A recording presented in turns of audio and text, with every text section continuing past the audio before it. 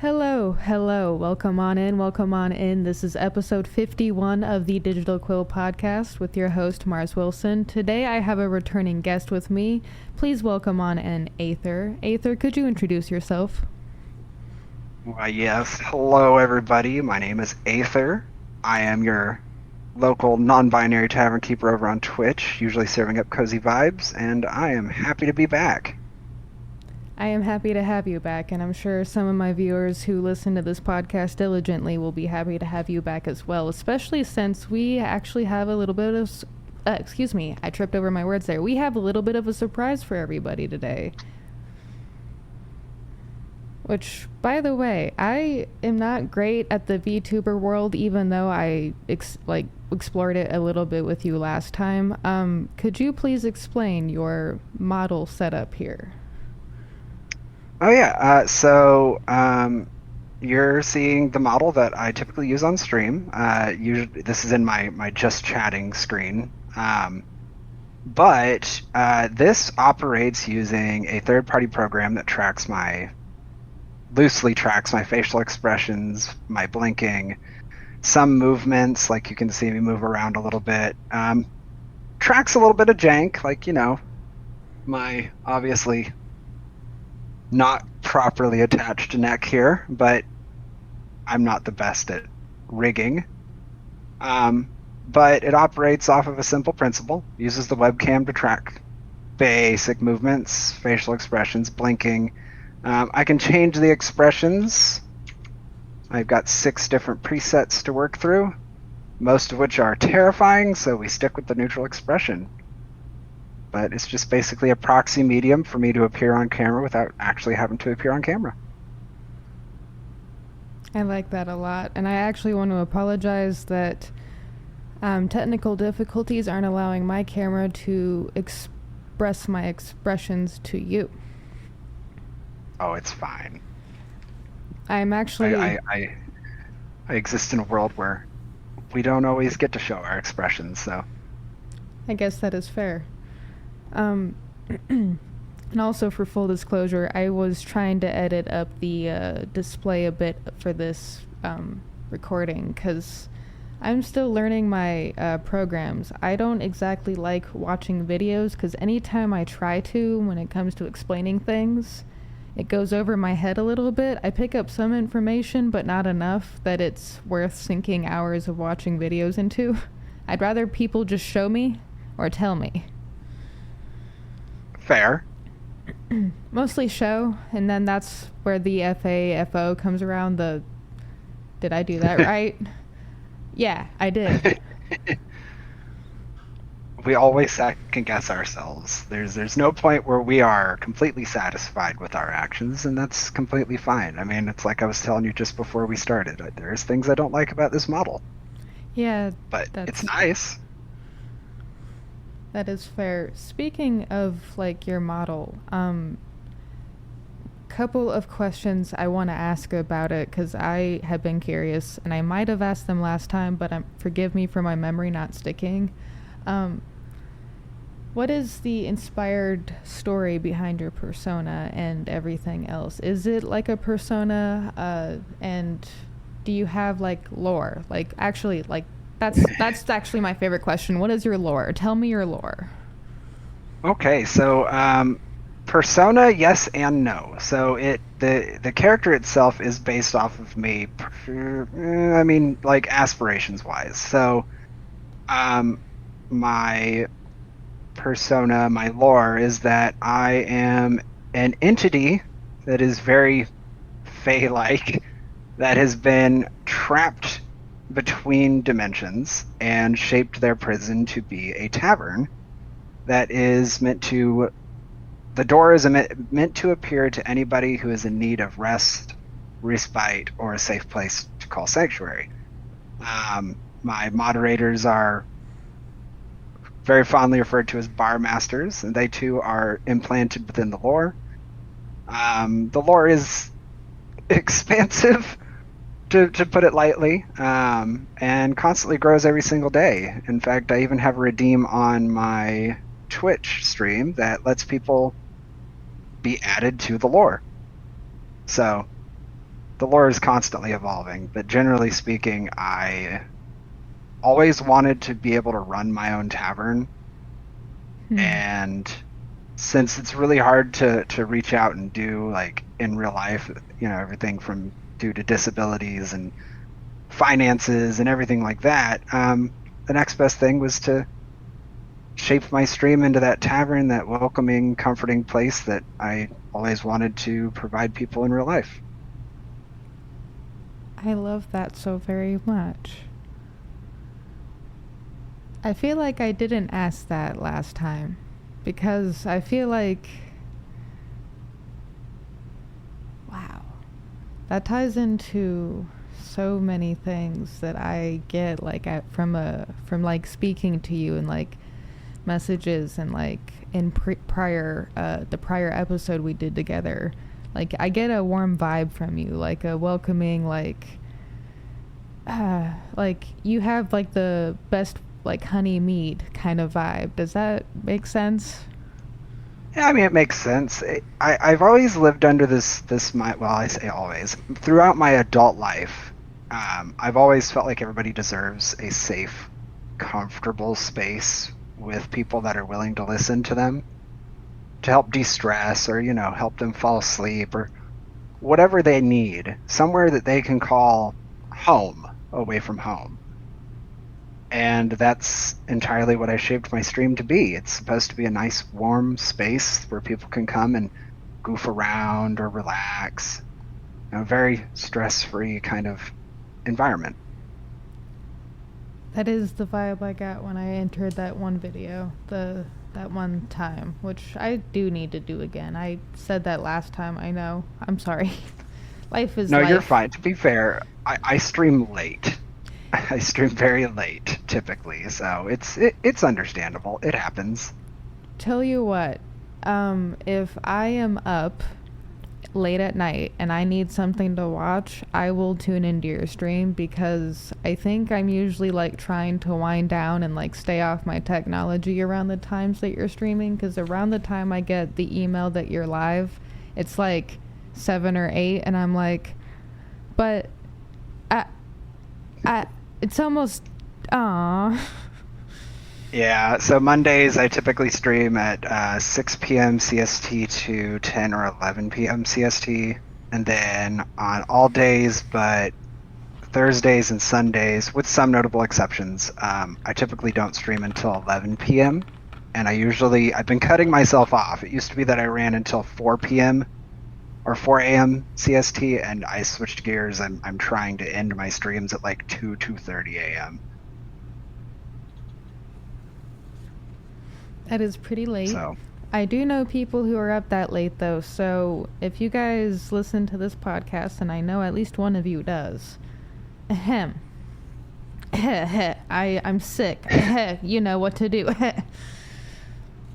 I mean, it's opened up a lot of really cool possibilities for me that I wouldn't normally have. Like, I get to collaborate with people that are in Europe on the regular. Like, Ooh. I've got some great friends that I've made in Europe and in Australia that I get to collaborate on a fairly regular basis. In fact, one of them, actually two, one person from Europe and one person from Australia spend an awful lot of time in my chat, and I collab with them semi-regularly, but they're great people, and I would not have been able to meet and collaborate with them if my stream schedule was anything different than what it is. So I have 2 questions for you then. The first one is culinary related. Are any of them culinary artists, and do you guys talk about the culinary arts at all? So I have a friend in Canada and a friend here in the States. Both are food aligned, but not in like necessarily the professional sense. They are very talented bakers. They can definitely cook. Sometimes I will go and hang out in a couple of like cook streams just to watch them cook.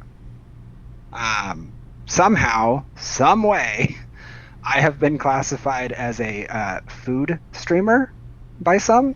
And Nice. it's only because when you get me on a tangent, I will not stop talking about food. So, I can't tell you how much I enjoy food. Like, I am. I'm so weird when it comes to food. Growing up, when I was a little kid, mind you, and I was writing little dumb little stories and other stuff, and I was eating different snacks and stuff, I was like, I want to be a food critic one day.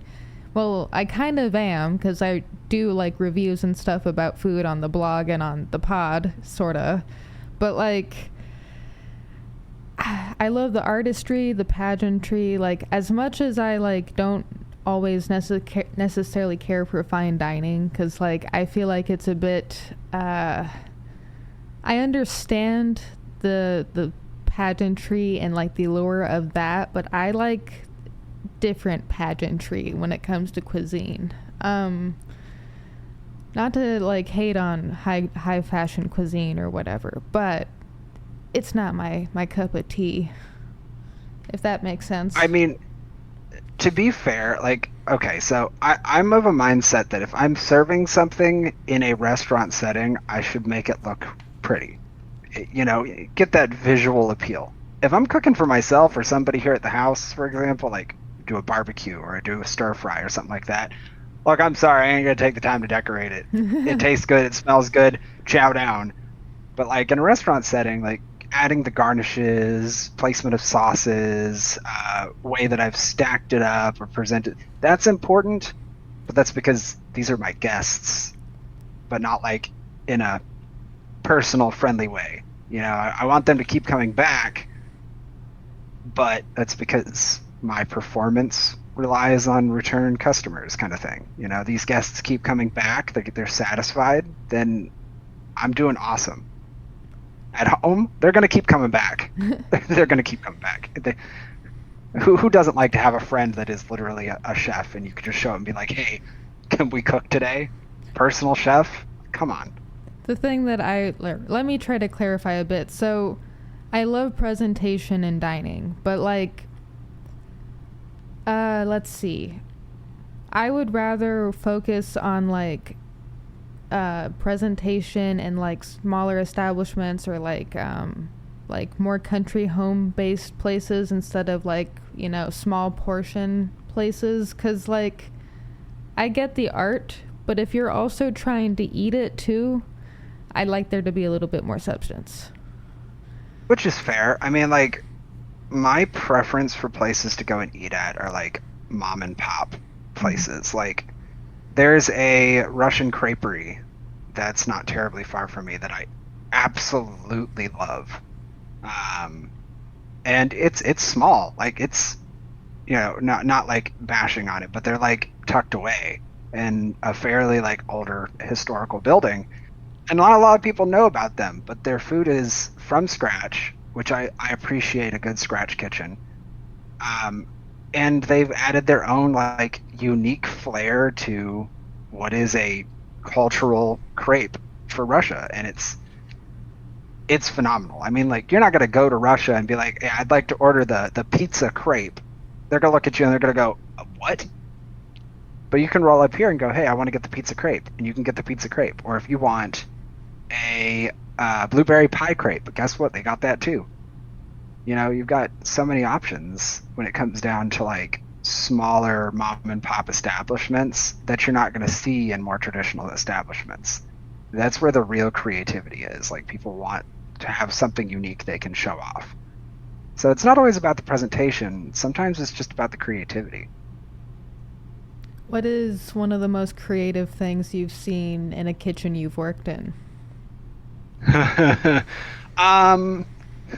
don't know if it's in the realm of creativity or abomination, but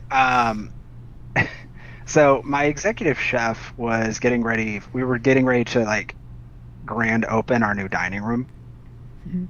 And he goes, you know, I want to make a dessert, like a special dessert for this. It's like, okay, what are you thinking? Like, we've got this signature cookie. It's awesome. You know, what we've got so many dessert options. What are you thinking? And he's like, I want to take our cookie dough, right? I was like, uh-huh. He goes, and I want to pre-make a cheesecake filling, and then I want to freeze it so that it gets that soft, like, malleable thing going.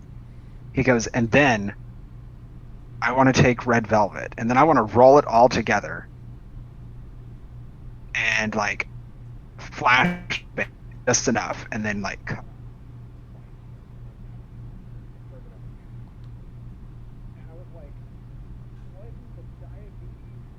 roll are you making?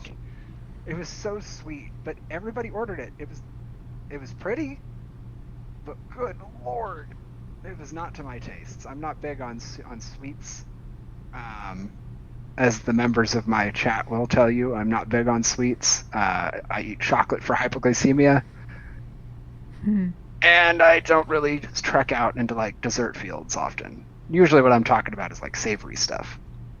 But that right there was something. It was definitely different. Like it was creative. It didn't need much presentation. You had that. You put it on top of some, vanilla ice cream, and you served it up. Maybe a little bit of chocolate drizzle, and that was good. That was enough. That swirl on it was enough to do the visual appeal. So no extra work really needed. But definitely unique. I've definitely accidentally created some of my own unique diabetes abominations. I get a sweet tooth craving right before bed sometimes, which I found out actually might happen to be an autistic trait. It has something to do with the brain and the way we process sugar, and that we it's not so much we need this sugar, but it helps to not have headaches or like a slow, draggy morning. So I don't know how to stop that or fix that other than sugar things. So like I'm prone to savory things right before bed. Like I'll lay down, I'll get comfy, I'll be settling down, and then my body goes, it'd be really good right now? A quesadilla. I was like, okay, I guess I'm getting up and making a quesadilla real quick. That does sound good. So, I get it. The midnight snack cravings is real sometimes. Savory things. Now, forgive me for asking this question. Do you have any problems with like hypertension and or high blood pressure and or inflammation?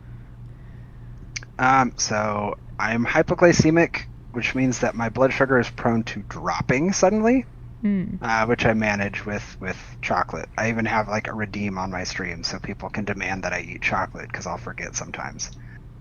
That's sweet. As far as inflammation goes, probably I do have neuropathy in my back, so I don't really move around as much as I would like to. So some hypertension and inflammation is kind of expected.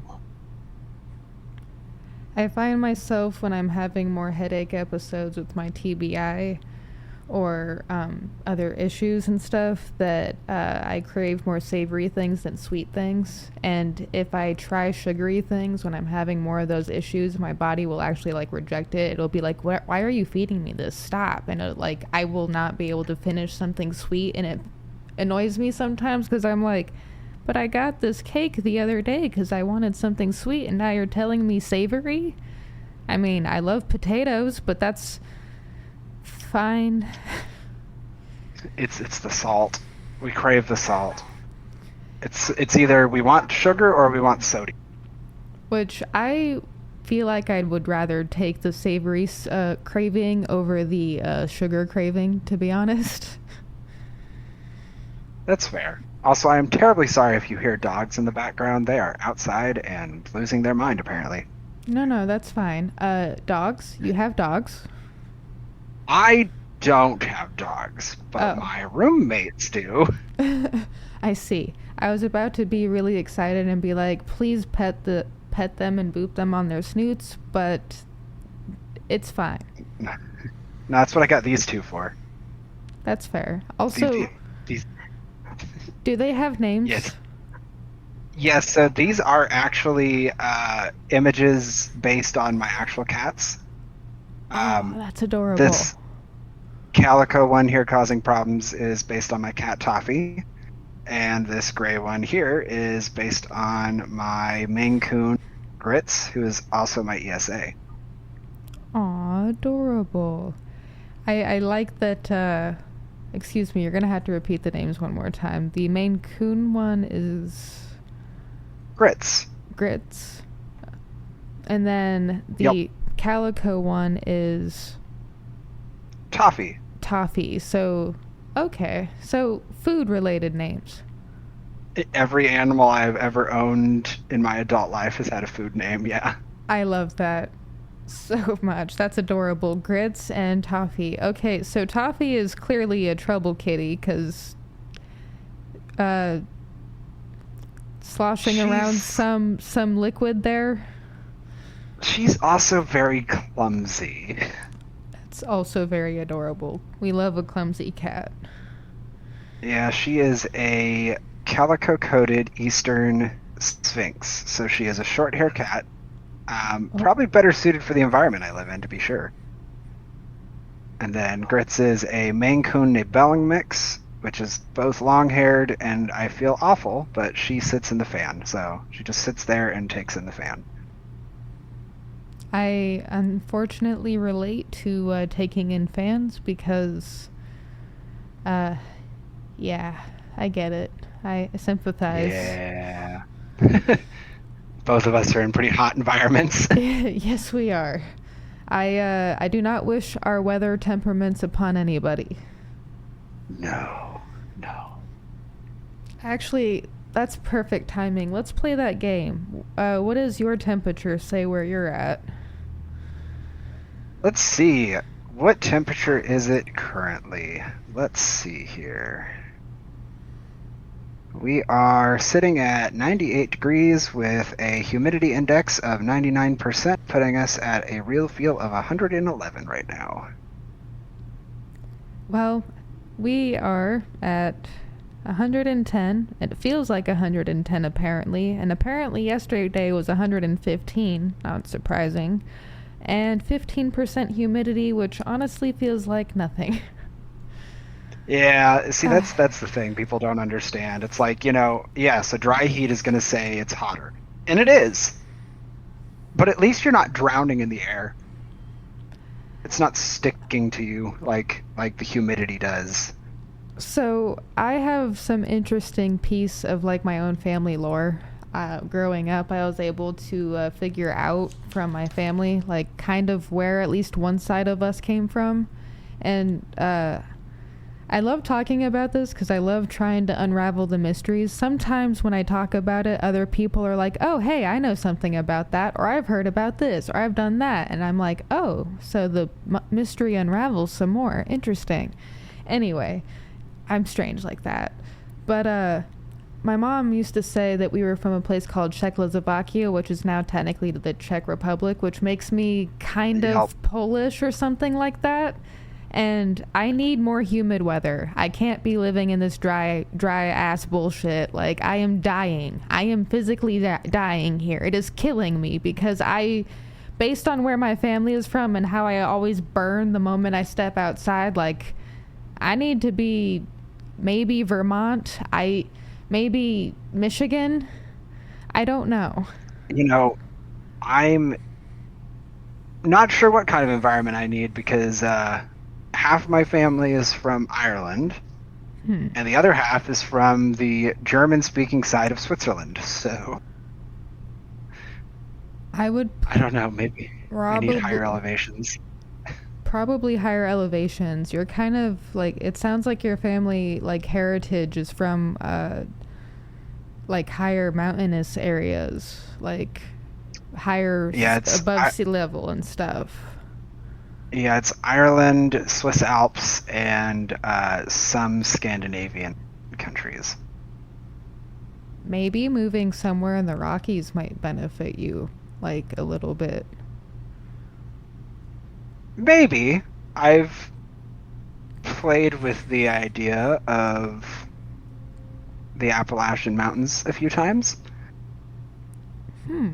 But I know the area around here. I got family around here. So I know the feeling on that Don't want to one. move too far away from them. I understand that very much. Sticking around the people that you know, because that's kind of important. Yup. So, I have some more culinary based questions, but I completely forgot to ask the other question. And that was what is your dream collaboration? Like, if you could have your dream collaboration with any other creator or VTuber or anything, like, what would that look like to you?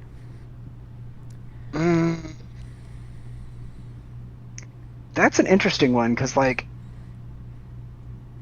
so commonly, as I'm sure most people know, a lot of VTubers tend to like idolize the larger VTubers, and I don't do that.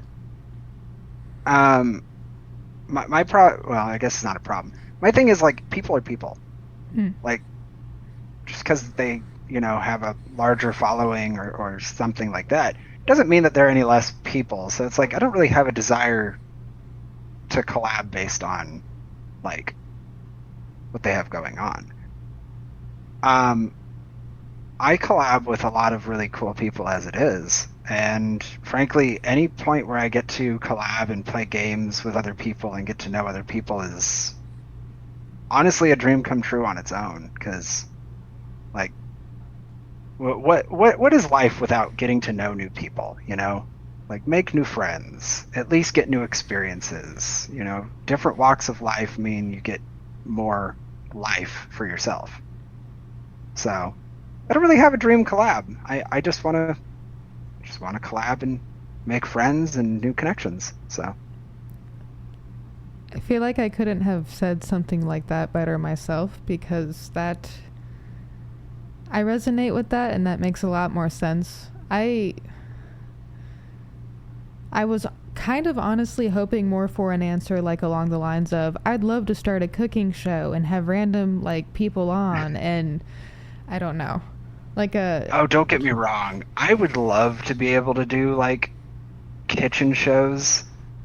I just don't have the space to do such things, and I definitely need to spend more time behind this model, getting used to things and taming my anxiety before I go on and show people like my kitchen and like me working in my kitchen. Like I can put on a show for people that I know, but the idea of like broadcasting that to who knows how many people that might want to watch, that still makes me a little nervous, because the entire point of streaming was to help me control my anxiety a little bit. And so far it's helped, but I've still got a long ways to go. Honestly, that makes a lot of sense, and I resonate with that as well, because when I first started doing TikToks, that was my way of trying to get out of my comfort zone. I was at my heaviest weight I ever was. I didn't really like myself at all. Like, I didn't know who I was. And then that I ended up like kind of fixing for myself a little bit here and there as time went on, used that. Then I decided, fast forward a lot of time, I decided to start doing the podcast, which just in a few episodes, I've already seen myself, like, just in my day-to-day life, speak a lot louder and not, like, so quiet or mumbled. And I'm kind of like, wow, like, where was that, Mars? Like, 3 or 4 years ago, like, I actually use my voice now, question mark? What? Oh, I know exactly what you mean. Like, when I first started streaming, I was still quiet or relying more on, like, whoever I'm collaborating with or interacting with. And now I feel like I'm embodying that tavern aesthetic a lot more. People come through, I'm more responsive with my chat. I actually know a lot of my chatters. Like, they come in and I know these people. I recognize them. I know what they were talking about the last time they were in the stream. I know to check up on them. One of the people that frequents my stream went to a concert. They mentioned they were going to a concert. So when I saw them next, I was like, hey, how was your concert? Tell me all about it. I've got a lot more energy to bring to this warm aesthetic. People come through. I want to know how you're doing. I guess it's just you evolve to the role that you've given yourself. So if you don't reach out and kind of break your own comfort zone to give yourself that role, you kind of stagnate. So it's good when what we've started striving to do starts giving us progress. We start evolving to it. It's a good sign. It's a positive sign. Mm-hmm. I guess that technically means I don't need to ask you what your designed kitchen, like if you could have your own kitchen, would look like, because you said tavern. Oh my goodness, man. Yeah, tavern, yes. But there's this really cool thing called a river basin sink. The heck? And I would love to have a river basin sink. Like, so much I would love to have a river basin sink. You keep talking Lots about of, like, that, and I'm going to look that up really quickly. Oh, you should. It's so cool. It's literally just a channel that runs through the counter. And the water flows in from one side and out through the other. Like, they're so cool. Huh. Interesting. Yeah, it's just like a water trough that's connected to like a river or a creek, and that's what runs through. It goes through a channel that's filled with like gravel and sand so that it like pulls out the nastiness, and you can clean your dishes there and all that. You know, obviously you got like plumbing for like your actual water, like filtered water, but like I just think they're so cool. I would love to have one. That actually, wow. So a river basin sink.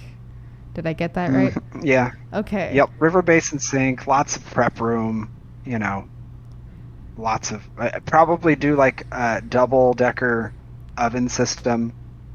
You know, I can bake and cook at the same time. Gas burners. Not electric, gas burners. I have so much respect for you for saying gas. I feel like I can get a more consistent heat and cook things more thoroughly and in a better fashion when I'm using gas versus electric.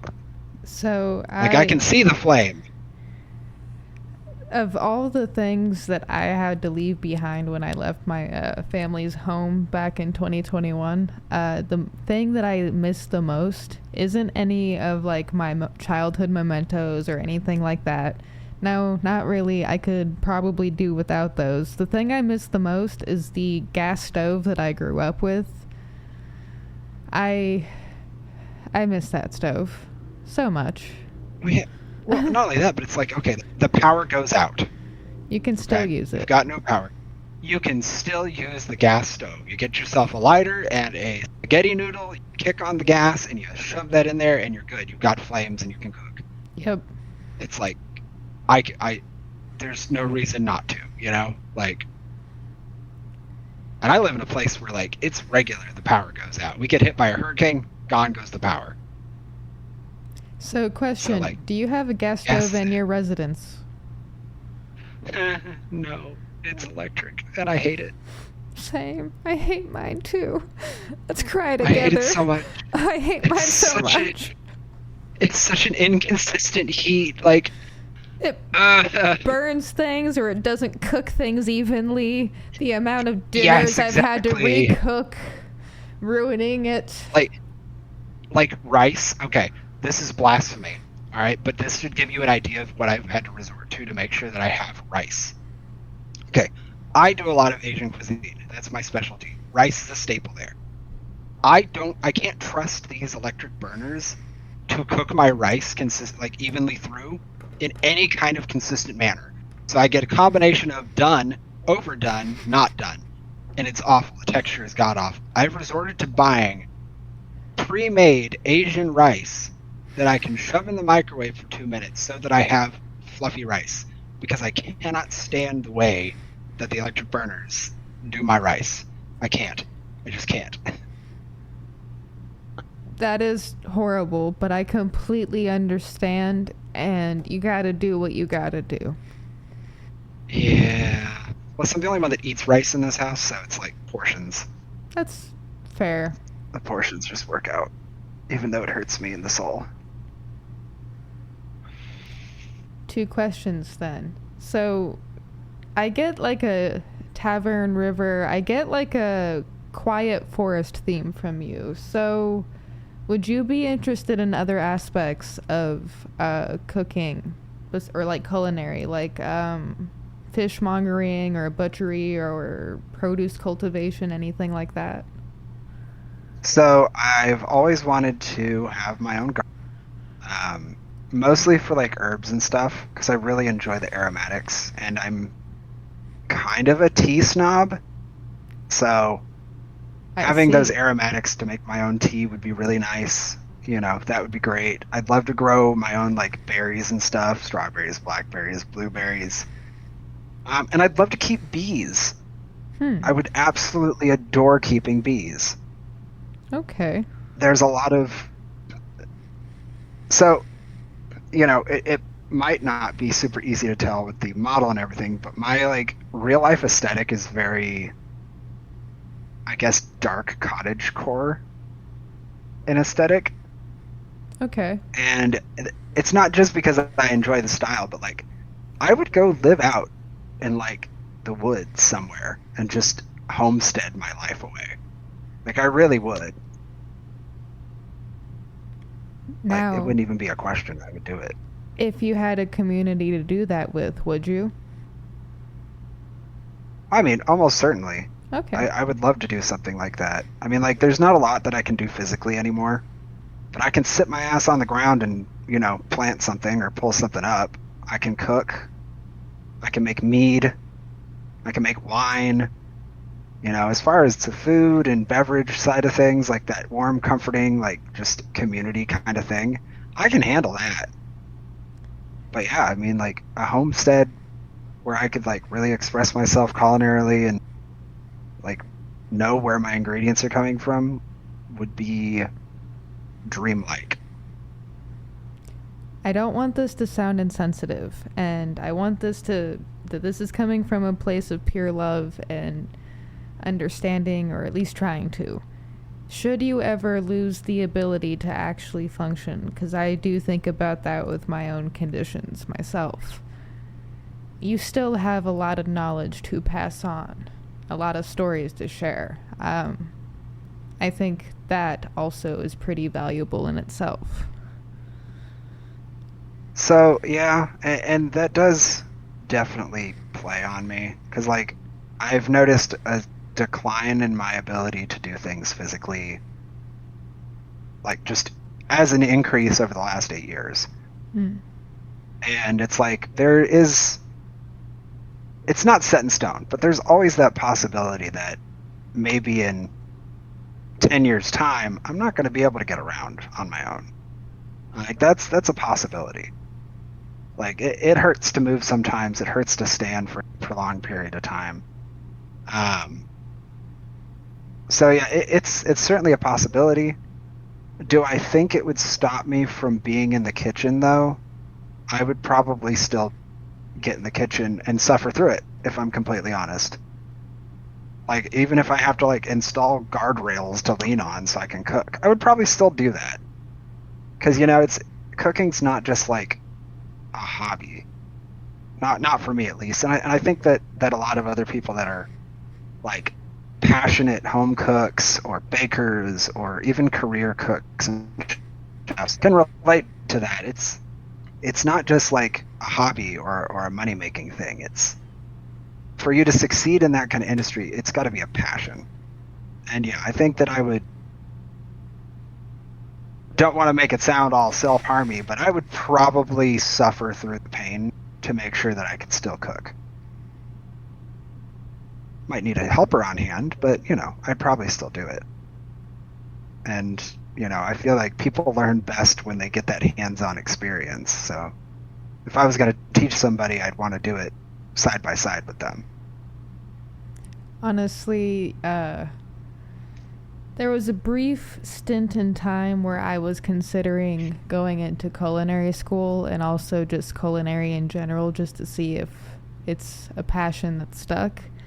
And I have to admit, while I do have a passion for culinary, I'm not sure it's the same as, say, like you or my other chef friend that I speak with sometimes. Pretty much to say, like, it's not a hobby, but it's not a career option. It's somewhere in between, if that makes sense. Like, No, it makes sense. I mean, when I initially got into the culinary field, I would not even remotely refer to it as a passion at that point. But that's because I hadn't had a chance to explore it. When I got into it and really started, like, doing it, I realized that this is something I love. Like, this isn't just like a hobby. This isn't just a money-making thing or career. This is my lifestyle. Like, this is me. And it gave me a tremendous amount of identity. I mean, like I mentioned last time, you know, I'm informally trained. I never went to culinary school. Like, I started from rock bottom of the culinary chain and worked my way up to sous chef, which, you know, a lot of people are like, oh, you're not a real chef. I don't care about that. I don't care. I think you are. I know that I can cook on a chef's level, and that's enough. That's enough for me. People enjoy the food that I make. I enjoy making the food for them. That's enough for me. I might have asked this last time, but let's see. I had it here somewhere. Sorry, I should have, like, rehearsed some of the questions in my head so I didn't have to stop and read some of them. But at the same time, it adds character. I guess that's fair. Let's see here. It was a love question. All I need to do is find the word love. Do you think love is an important ingredient in culinary? Like, can you taste the difference? Because personally, before you answer, I think so. I think you can taste the difference when someone loves something that they've cooked or that they love cooking, or who they're cooking for, versus, like, here you go, here's food. So, okay, so we're gonna give an example. All right. Okay. Your parents are making dinner for the day. You know, it's whatever. They've whipped up, let's say, macaroni and cheese or something, or like spaghetti or chicken parmesan, whatever. You know, something simple that, you know, is easy to throw together in your home kitchen. Not too much thought. Mm-hmm. This is routine. It tastes the same to you because it's the same thing that you've had over.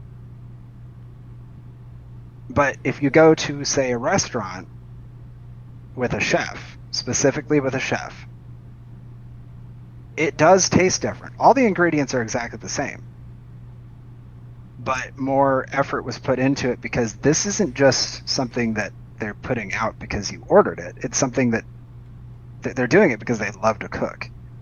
You've just given them a reason to cook it, and it does show.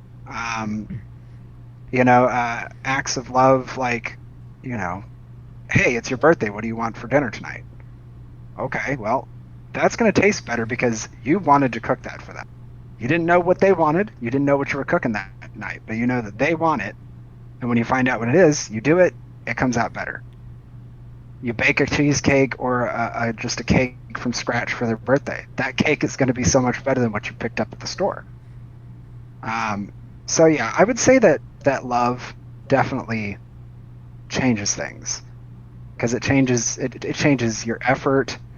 It changes, like, how you present it to them. And I don't mean, like, presentation. I mean, like, are you going, hey, food's ready, go ahead and serve yourself? Or are you going, hey, I just finished, I'm going to make you a plate, and then I'm going to make myself a plate? You know, you've put thought and time and effort into it, not because you have to. It's not because, oh, I got to make dinner tonight. It's because you wanted to make this dinner specifically for that person. So love of the person and love of the food absolutely influences the taste and experience overall of whatever it is that you've served to somebody. And that's the way it should be.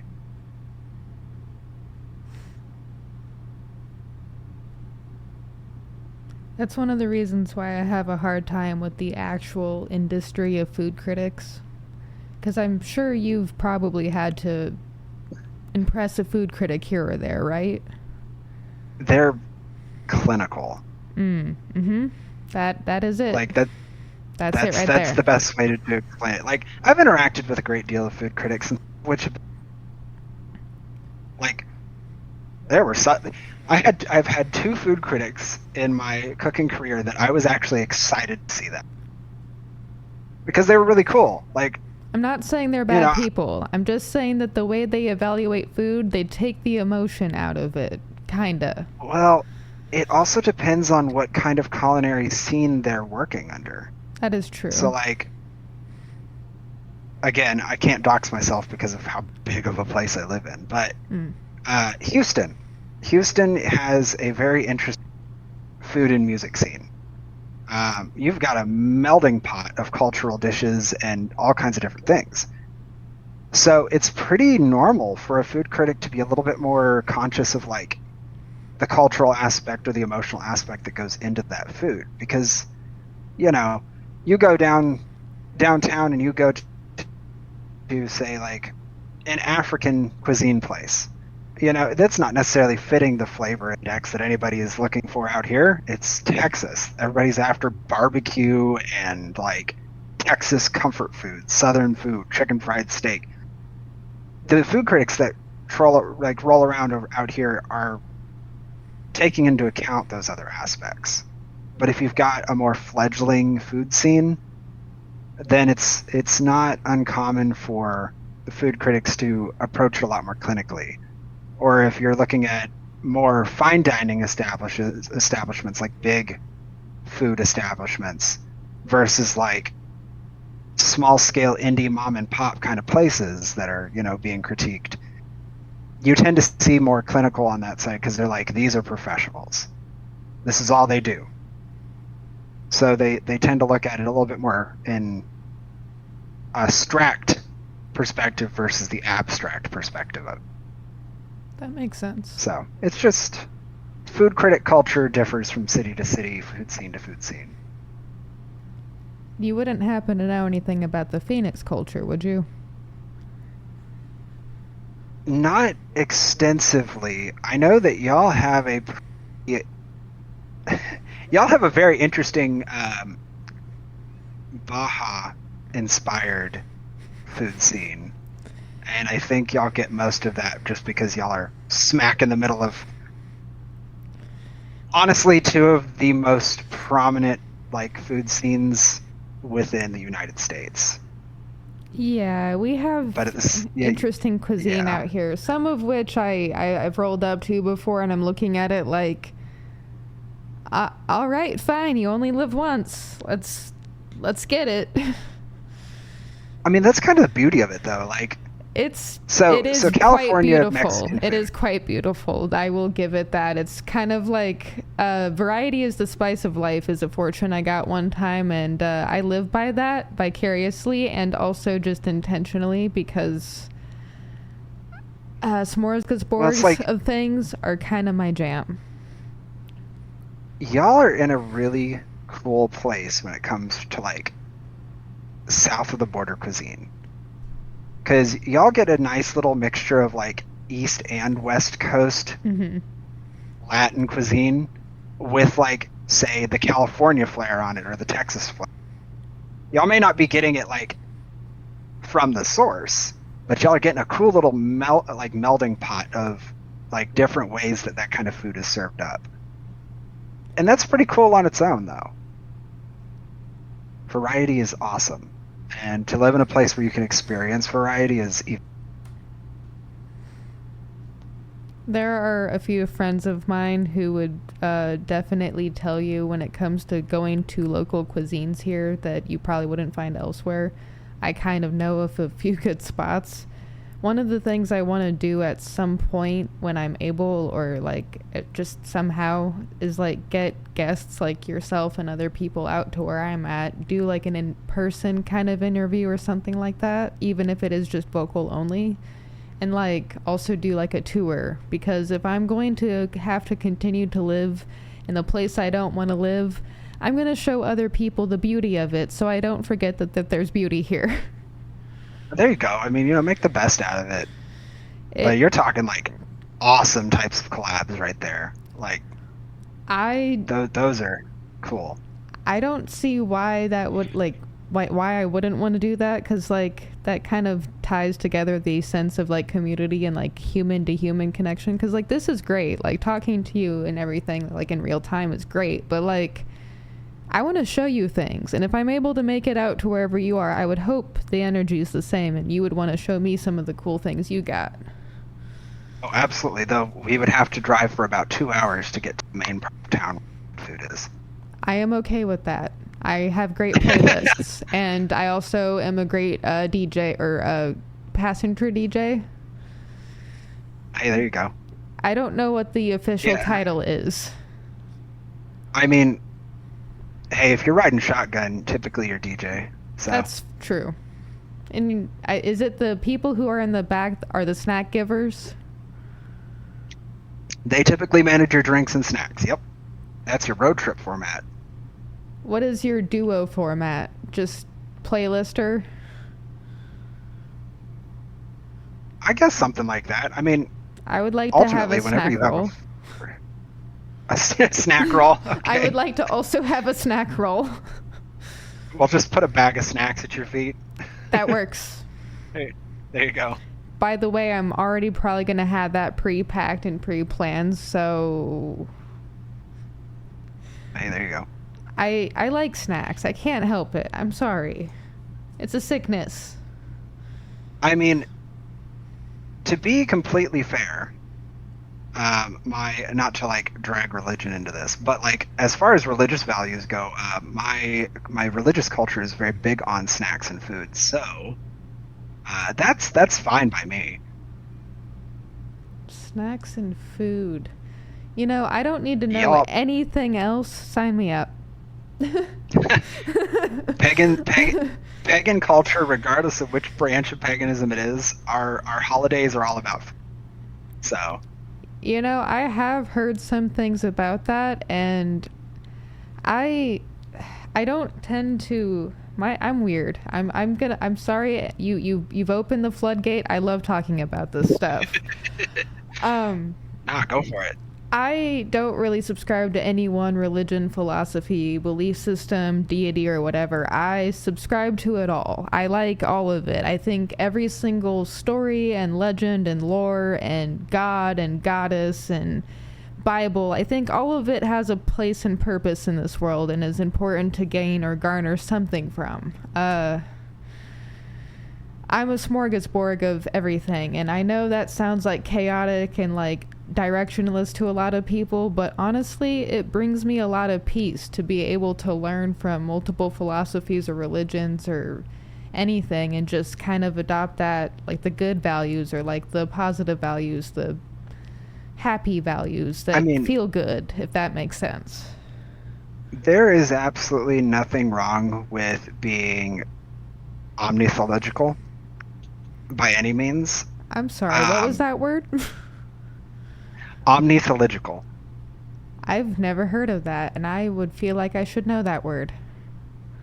No, so it's just basically saying that instead of subscribing to one ideology, so like one religion, you identify with all of them in some way. So it's omni in the terms of all, theological, theology, ideology, whatever you want to call it. But yeah, it's just saying that you're open to all of them, and that's fine. I mean, like, I've got my own reasons for subscribing to paganism, specifically Celtic paganism. Ooh, but you know, that's an interesting.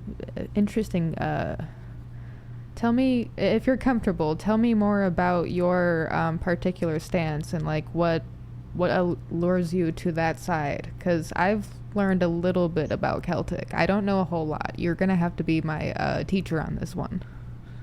So okay, I'm just going to disclaim here for anybody who this is controversial, and that's okay.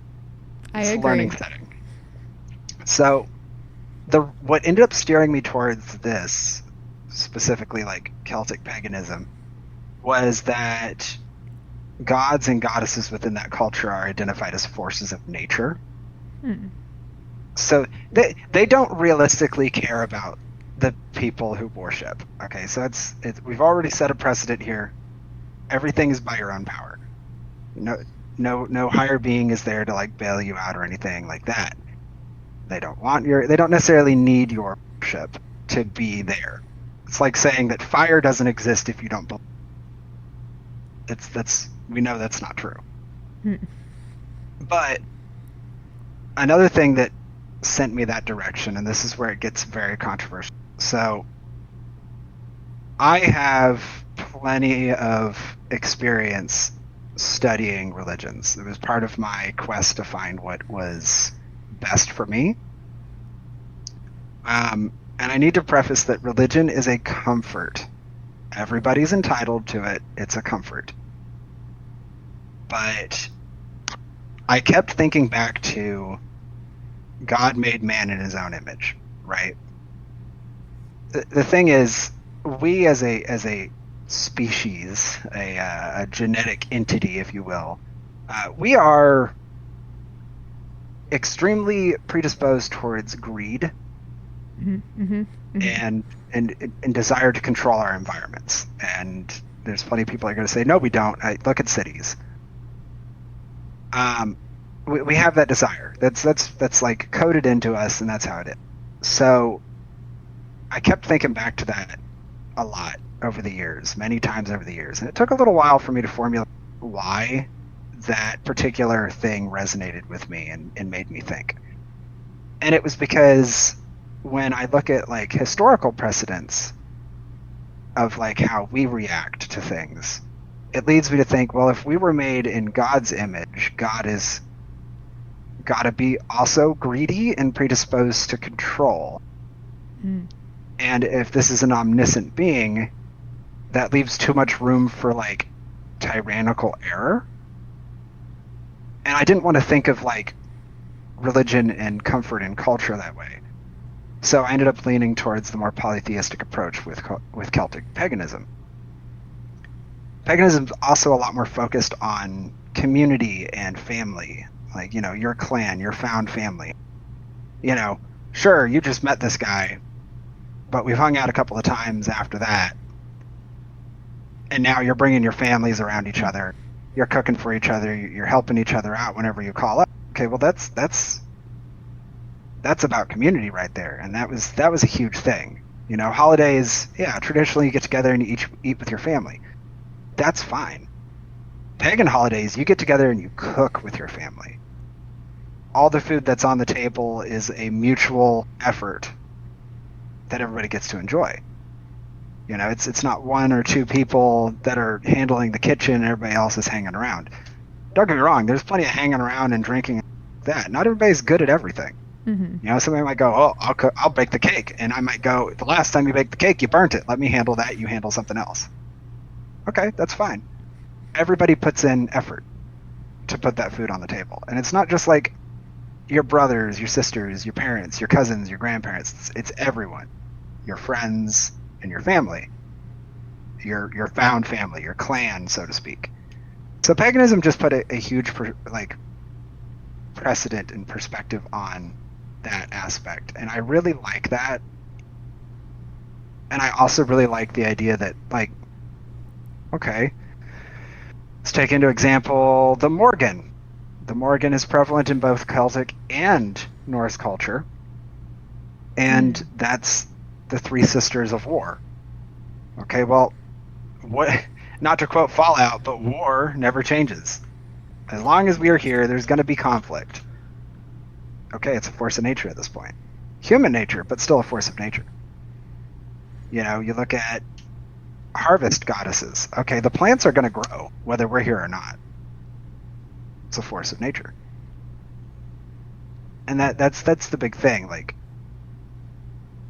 the deities that are present within Celtic paganism aren't beings to be revered. It's beings to be respected. I mean, like, you don't worship the storm that comes in and destroys the town, but you respect it because you know that could happen. You know, you don't second guess it. You don't go, oh, that hurricane's coming through right at me, but I'll be fine. It's just a storm. You go, this is something that has a lot of destructive power, and maybe it would be smart if I packed up my family and got out of the storm. Gave I the guess I storm its just space. exactly. I prefer that concept of forces of nature need to be respected, not revered, and that's like a really big thing in Celtic paganism. So that's kind of what drew me there, but also my own moral aspect on things that I just didn't like looking at it that way. So I just moved away from it because if you can't solve a problem, skip over it, move to the next one. I like your way of thinking when it comes to why you've adopted Celtic paganism, because in my studying of Norse culture and paganism, and even my mom taught me a little bit about witches and Wiccanism, or Wicca, or Wiccans growing up. I've learned a lot about a lot of things, probably younger than I should have, but hey, I mean, I also am kind of a small believer of you learn things when you're ready to learn them. Well, it's like Celtic and Norse paganism share a lot of things. We share the same alphabet, which is runes, for those that aren't familiar, Folthark runes. But we've got this concept called the weird. And it's not like spelt like weird, though it does have this. It is where we derive it from. WYERD, right? WYDR. Okay, I was almost there. WYRD. I was almost there. WYRD. Yeah, so it's basically saying that there are things that we can't explain. They don't make sense, but they're still there. And no, you don't have control. So it's weird. Fate, you hear about fortune tellers, tarot cards, rune readers. Okay, that's weird. You can't explain it. And it doesn't mean that it's true. But it's a thing, and sometimes it's eerily accurate. How do you explain that? You don't. It's weird. And you leave it at that. You don't question it any further. I've been trying to adopt that mindset more recently, and it's funny that I looked down as soon as I said that, because my CPU went from 4.7 to 3.6, and if any of the more common listeners are hearing that, they probably understand what that means. I don't subscribe to numerology, but I think it subscribes to me. I have a number that haunts me everywhere I go, and it's kind of hilarious, and I've been kind of adopting the more like, well, that's there. Time to move on, because I will go into psychosis. Well, it's like animals with hooves really like me. I don't know why. I can't explain it. It's weird. It is weird. Like, people are like, you can't call that entire herd of cows over, and it's like, you're right. I just walk out into the field and they'll come on their own. Horses are the same way. I don't like horses. I don't like it. Love cows though. They're just big old grass puppies. You have just want to be loved. That is so amazing, and I know the first activity you're going to help me with, if I haven't already done it. I am desperately trying to find a cow I can pet, because I have never pet a cow. I would like to pet a cow. I have heard rumors that they are giant grass puppies. I need to see this for my own eyeballs. Thank you. I love cows too much to not see this with my own eyeballs before my untimely death. There's a video that a former friend took of them going, you're not going to be able to get the cows. She had a farm and everything, and her family kept cows. And I was like, I bet I can. And she's like, no, they don't even. I was like, okay. So I walked out into the field, I held my arms out, and I go, come here, babies. And here they all come. They kept their distance at first, but, I got around to getting to pet them, and they even let me pet their babies after a while. You have a superpower. I've made jokes that my superpower, and it's probably not the most useful superpower, but it's mine, and it's weird. I like it. I'd like to have your superpower for a day. I mean, until you're trying to get, the gator out from the cow field, and the cows won't let you leave. Gator in the cow field? Gator is a all-terrain vehicle that is pretty common for like pastures, because pastures are huge, so you use a gator to get around. I was thinking a real gator. I'm sorry. No, they're like off-road utility golf carts. That's a good way to think about them. I bet those would be really cool to soup up and enter into weird little like honky tonk races, because I love little crazy stuff like that sometimes. Oh, people will jack them up simply because of the type of animals they deal with. Like cows are big, so I see. you get something bigger. So if the cows are rubbing up on the gator, they're not trying to tip it over by accident. Now, you probably know this question better than I do. Cars is the one who introduced me to it, but I've heard of it elsewhere. I think there was a board game. Is cow tipping a real thing? And if it is, why do people do it? Because that sounds terrible. So, it's less common now than, and when I was a kid, it was less common. My parents were kids, and so on and so forth. Cows sleep standing up. As you'll find, most hoofed animals tend to sleep standing up. Not all of them, but bigger ones, cows, horses. It's not to say they don't lay down, but oftentimes they'll sleep standing up. Well, cows are heavy sleepers, and if you're quiet enough, you can walk up and push them over. It's not good for the cow. People are like, it's just harmless fun. No, you can seriously hurt a cow doing that. That sounds don't do terrible. That. But when everything was just a bunch of farmland in town with nothing to do, the kids got creative. It's the same reason with like ding-dong ditching people in the city. That's less Why'd harmful. you do it? It's less harmful, but it's like, why'd you do it? Because you didn't have anything else to do. So that's, unfortunately, that's a real thing. It's just not as common anymore. Well, I am glad doorbells were invented then. It doesn't stop ding-dong ditchers. That's fair. I've had ding-dong ditchers in the last 6 years. Doorbells do stop cow tipping, though, I think. Maybe. Well, yeah, depending on where you're at. Actually, I think one of my favorite experiences with a ding-dong ditching, it was a dad and his kids that were out doing it. I couldn't even be mad. It's like, this is cute. It's not doing any harm. Okay, now there is a mixed consensus on TPing properties and also egging properties. I feel like TP is less destructive, maybe, though egging chips paint. I don't know. What's your thoughts on that? So I'm going to say this. When it comes to TPing, it depends on the toilet paper. Buying the cheap toilet paper, that stuff's chemical. So probably not the best. Eggs, same deal. Probably not great because, you know, they do break glass, they do chip paint, they do dent things. It is biodegradable. So I think that it's hard to say whether or not those are. I don't know that there's a preference, because nowadays it just depends. Like, you find you go get the large eggs from the grocery store. For starters, eggs are expensive. Why are you throwing eggs at things? You're just throwing money at things. That's fair, yeah. But also, large eggs have thick shells. Like, that's true. with enough force, that's going to cause some damage. I don't necessarily condone either method. I only ask because, like, it's interesting pranks that I have only heard of in TVs and in books and stuff. I've never actually heard of anyone doing it, and it leaves me to wonder, do those things actually happen? And if they do, is there a better prank we can be doing? They absolutely happen. The neighborhood that I lived in before I moved here regularly got subjected to TPing. They would TP up all of the trees all throughout the neighborhood.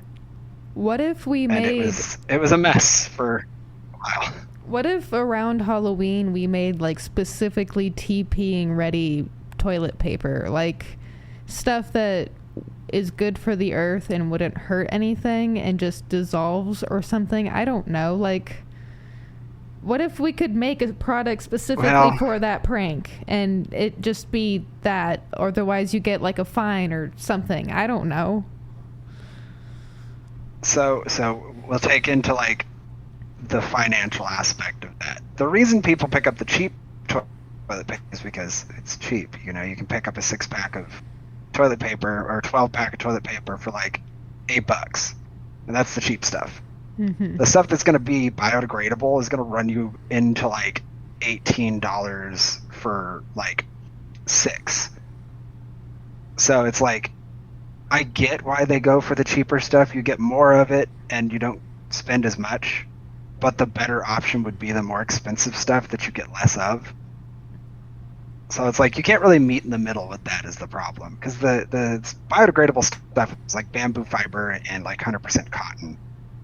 Yeah, that's expensive. And usually when we pick up toilet paper, we're getting a good combination of like nylon fibers, cotton, and like really thin layers of like poly. So it's like not really the most biodegradable substances on the planet. Most of it's plastic. So I love that I'm rubbing my bum with plastic. Yeah. I mean, it's better than sandpaper, right? That's fair, yeah. Yeah. And also poison ivy leaves or something scratchy in the leaf department. Oh, anybody who has lived in the country has accidentally brushed their bits on poison ivy in the woods. It's happened. What is the cure for poison ivy? Yeah.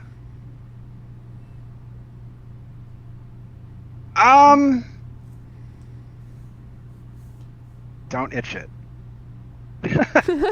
Don't cover it. Don't itch it. Let it breathe. Don't touch it. It sucks, but just let it be. I'm severely allergic to poison ivy, so like I don't even have to touch it. It's gonna spread all over my body. I need steroids. I'm suffering. I have a lot of sympathy in that department because I don't have experience with poison ivy or any of that other stuff yet. One day, maybe.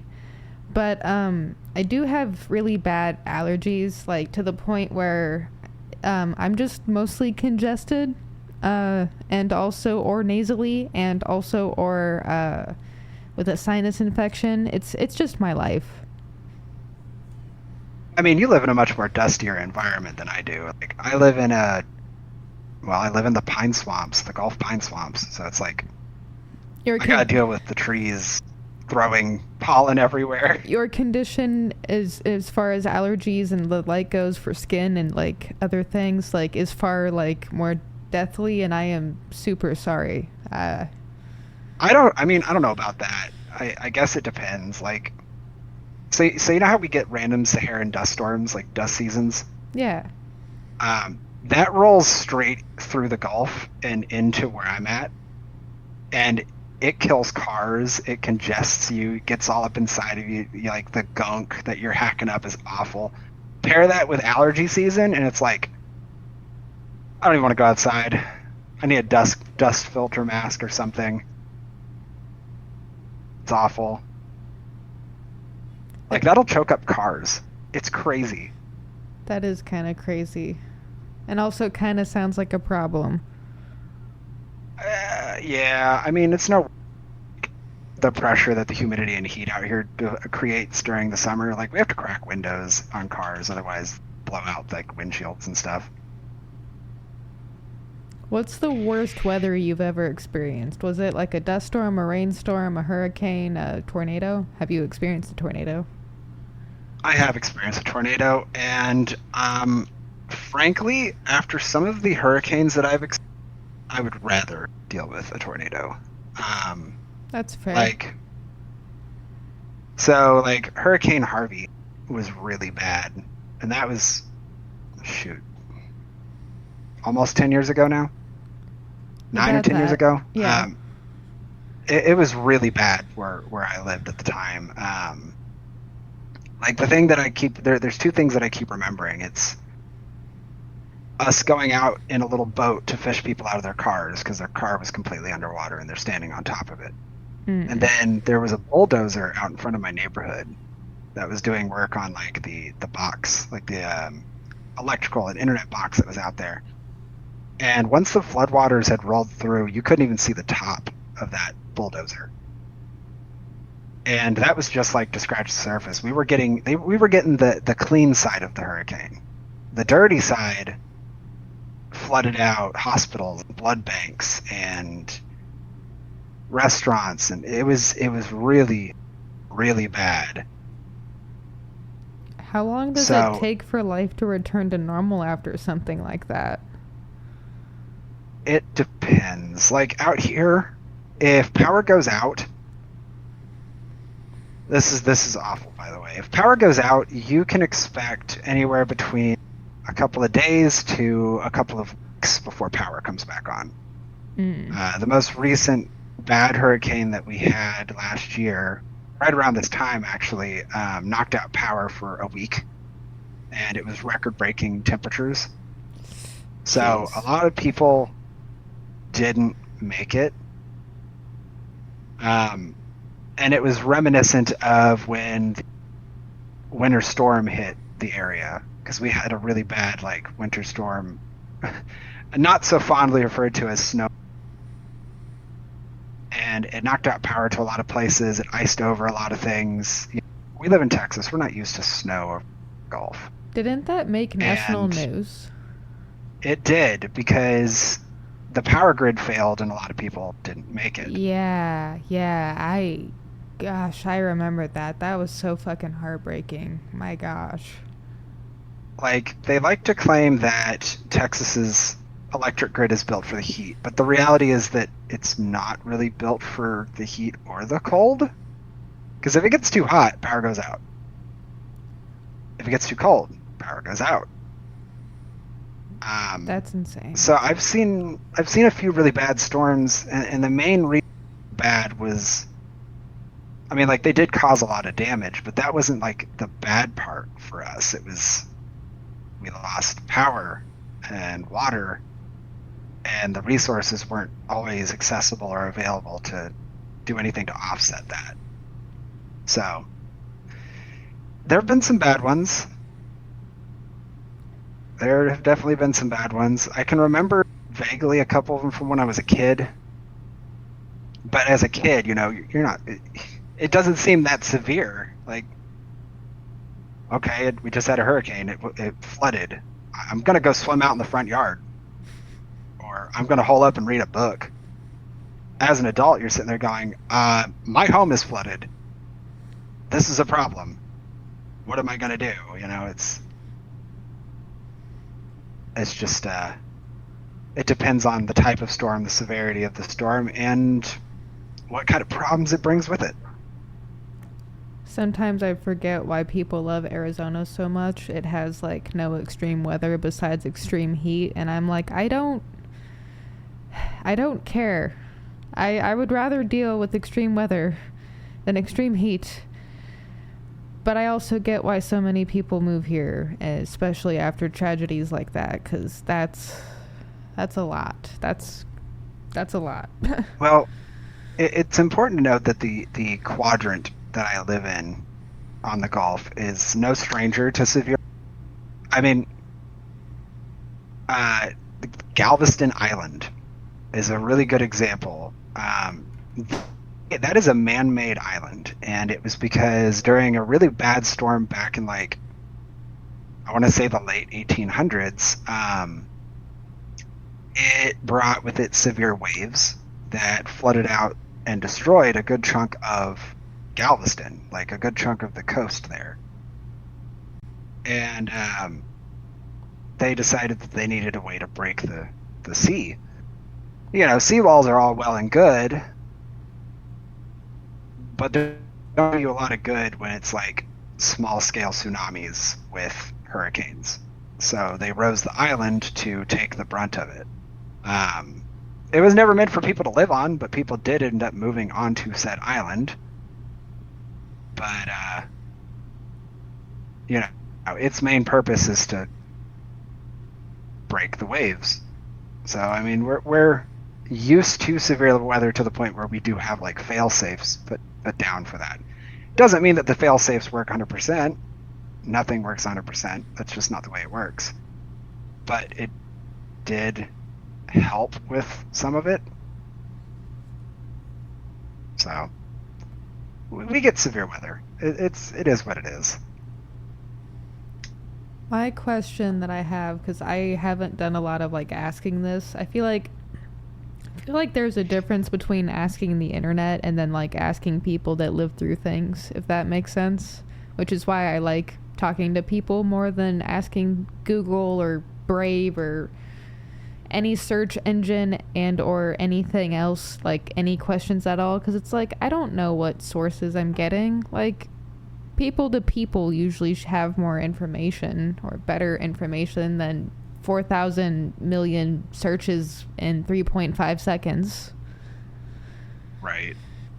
I've heard a lot of people say they miss the old internet. Having not experienced it, and having heard what it sounds like, I'm kind of like, old internet sounds nice. But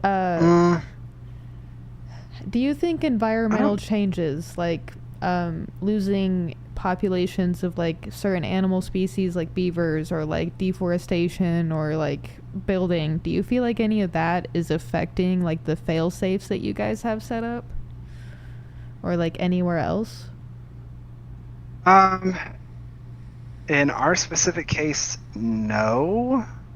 And that's only because like all of our fail-safes are 100% man-made with pretty much no natural influence. I mean, like, unfortunately, we don't really have much in the way of rivers in the area.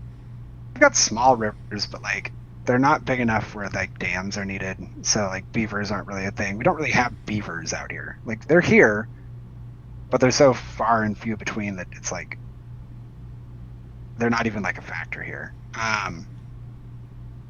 I will say, and this is almost contradictory to my earlier statement about cows, I will say that the growing number of cow fields is definitely causing problems. And that's got to do with like, okay, so I am in my 30s, and I can remember a time where summer as harsh. I can remember a time when Texas experienced more than 2 seasons. But that was a very long time ago.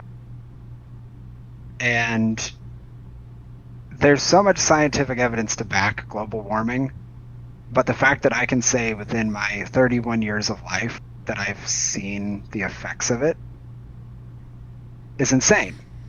And unfortunately, cow pastures do add a lot to that. Cows don't have natural predators, and obviously when fields and barns and stuff to keep them safe, well, I mean, they're prone to overpopulation, and while it might be like guided by human hand, it's still a lot of cows, and a lot of anything can cause problems. Cows produce a lot of methane. Problems. Yes, a lot of concrete can cause problems. That can help reduce water retention in the ground, so less groundwater. That can cause weight in marshy areas where you get more landslides and stuff like that. But yeah, I mean, like, in general, too much of anything causes problems. And I wouldn't say that it's affected our fail-safes so much as it's just in general made the weather worse and more harsh. So, like, it used to be that reaching into the hundreds when I was a kid was not unheard of, but not very common. And now it's like, well, I know that we're, getting up to this month and we're going to be in the hundreds the entire month. Okay, well, it didn't used to be that way. Like, I could be sitting here going, man, I can't wait for October to put on except I probably won't be putting on a sweater in October. I probably won't be doing that until late December, if I'm completely honest. It'll probably still be too hot right up until late December. That's interesting. And it didn't used to be that way. Yeah, it used to be that I could put on a sweater for October and wear a sweater all the way through until the warm season hit again. And now, it used to be the coldest point of the year was the end of December, start of January, and now it's like it's February, period. It's just February is the coldest point of the year here. I mean, that's when we had our winter storm even. I think Arizona lost their I think we lost our cold season because an interesting factoid. I have lived in about the same neighborhood, same area-ish for almost 27 years of my life. This next month it'll be 27 years. My birthday is in September. I grew up with a pool in my backyard. It's cool, you know, when you have a pool in your backyard because all the people want to go swimming at the person with the pool in their backyard, right? Well, yup. I the kid on the block. Never got to have a birthday party with the pool because by the time that September would come around, it would start to get colder, and my childhood home had the east and west sun, or the morning and east and west facing sun, so it was in the backyard, which it got the morning sun. Of course I wasn't going to be able to swim in it in September, which is when it started getting colder. When I was 21, 22 years old, it finally reached temperatures high enough to go swimming in the pool on my birthday, and I'm like, are you freaking kidding me? Like, there's no reason it should be this hot right now, and I can't remember when I had to wear a jacket last at night during winter. So, a light long sleeve at night, say, probably end of October, leading up to, the end of December. Okay, you could probably get away with that. You're getting cooler temperatures. But, rest of the year, I mean, you might be getting colder temperatures, say, end of January, really cold, actual cold. Hey, I should probably put a jacket, kind of cold. But, you can get away with almost never needing a proper jacket where I live. You might wear it, I don't know, for equivalent to 2 months out of the entire year, and then the rest of it is swelteringly hot. And it's there's no balance here. It's awful. I still kind of remember the last time we actually had a monsoon season, and one of the things I loved about monsoon season was it would knock the power out. It hasn't done that for 10 or 15 something years. Well, you live in the drought band, so y'all have seen increasingly less water. Yeah. Which it doesn't. Oh, actually, that brings me to an interesting factoid that I know about the region. That so Arizona and Nevada are unfortunate victims of man-made lakes and rediverting of water. Mm-hmm. So whatever water y'all get tends to get rediverted to farmland that's actually bordering y'all in other states. Yeah. So there's not really no real victory there. And if I'm not mistaken, some of our water rights are tied up with people that have no business owning our water rights because they don't live in America. Yeah, that unfortunately, it's so easy for people to be well, I blame this country's business or organization. Yeah, except they had to purchase that. They had to purchase that right from somewhere, and who are they going to purchase the right to property in the United States from? My biggest issue, I don't care that that's what's happening. I care is that it's not a well-known fact. It's something you kind of have to uncover, and it's well, why are there shady business dealings? Especially with water rights. There are farmlands and humans who need those things. I need more information. Yeah, but unfortunately, the farms that get priority are the ones that are owned by people that have monopolized the water rights.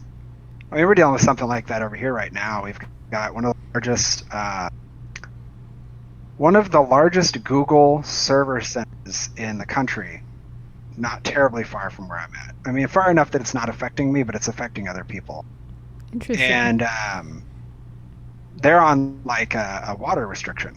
Hey, don't don't run the water so much. But this server center is consuming, and don't quote me because I'm vaguely remembering that it was something like 176 million gallons of water that they're going through to keep the servers cool. I encourage people to fact check that. It's an absurd number. It is an absolutely absurd amount of water, and they're doing it during a drought. Interesting. And that's daily. It's not like a monthly report. That's like they're daily pumping that much water through. And that water can't be like put back into the reservoir for people to drink, because if it's cooling a server, it could be picking up particulates of silver, of solder, of gold, and stuff like that, because it's running through a server. You know, it's there's going to be basically electrical debris that's going to go into that water that's not necessarily safe for us to consume. So it doesn't go back into the reservoir. And if I'm not mistaken, it's not exactly safe, and I can't really think of a filtration method that filters out those particles. Not one that didn't require extensive human oversight, and nobody is going to pay people to do that job. That's interesting. So,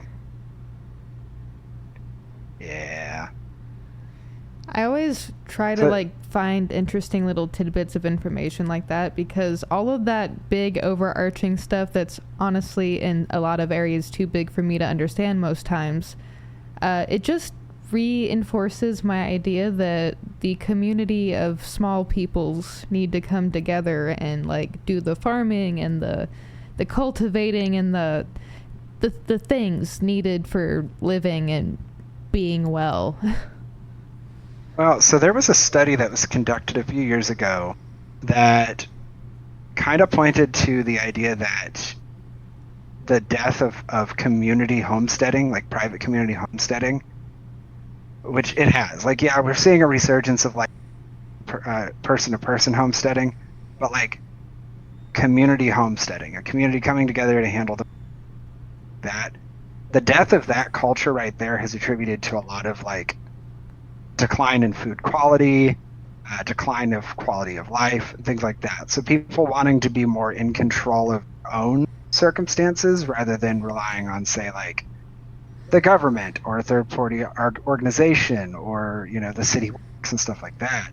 We've kind of sacrificed a lot of our own personal overview to bureaucracy, for lack of a better way of putting it. So that decline has negatively affected our general quality of life. I gotta say, I'm not a fan of that, and that actually, I'm gonna tangent a little bit on that.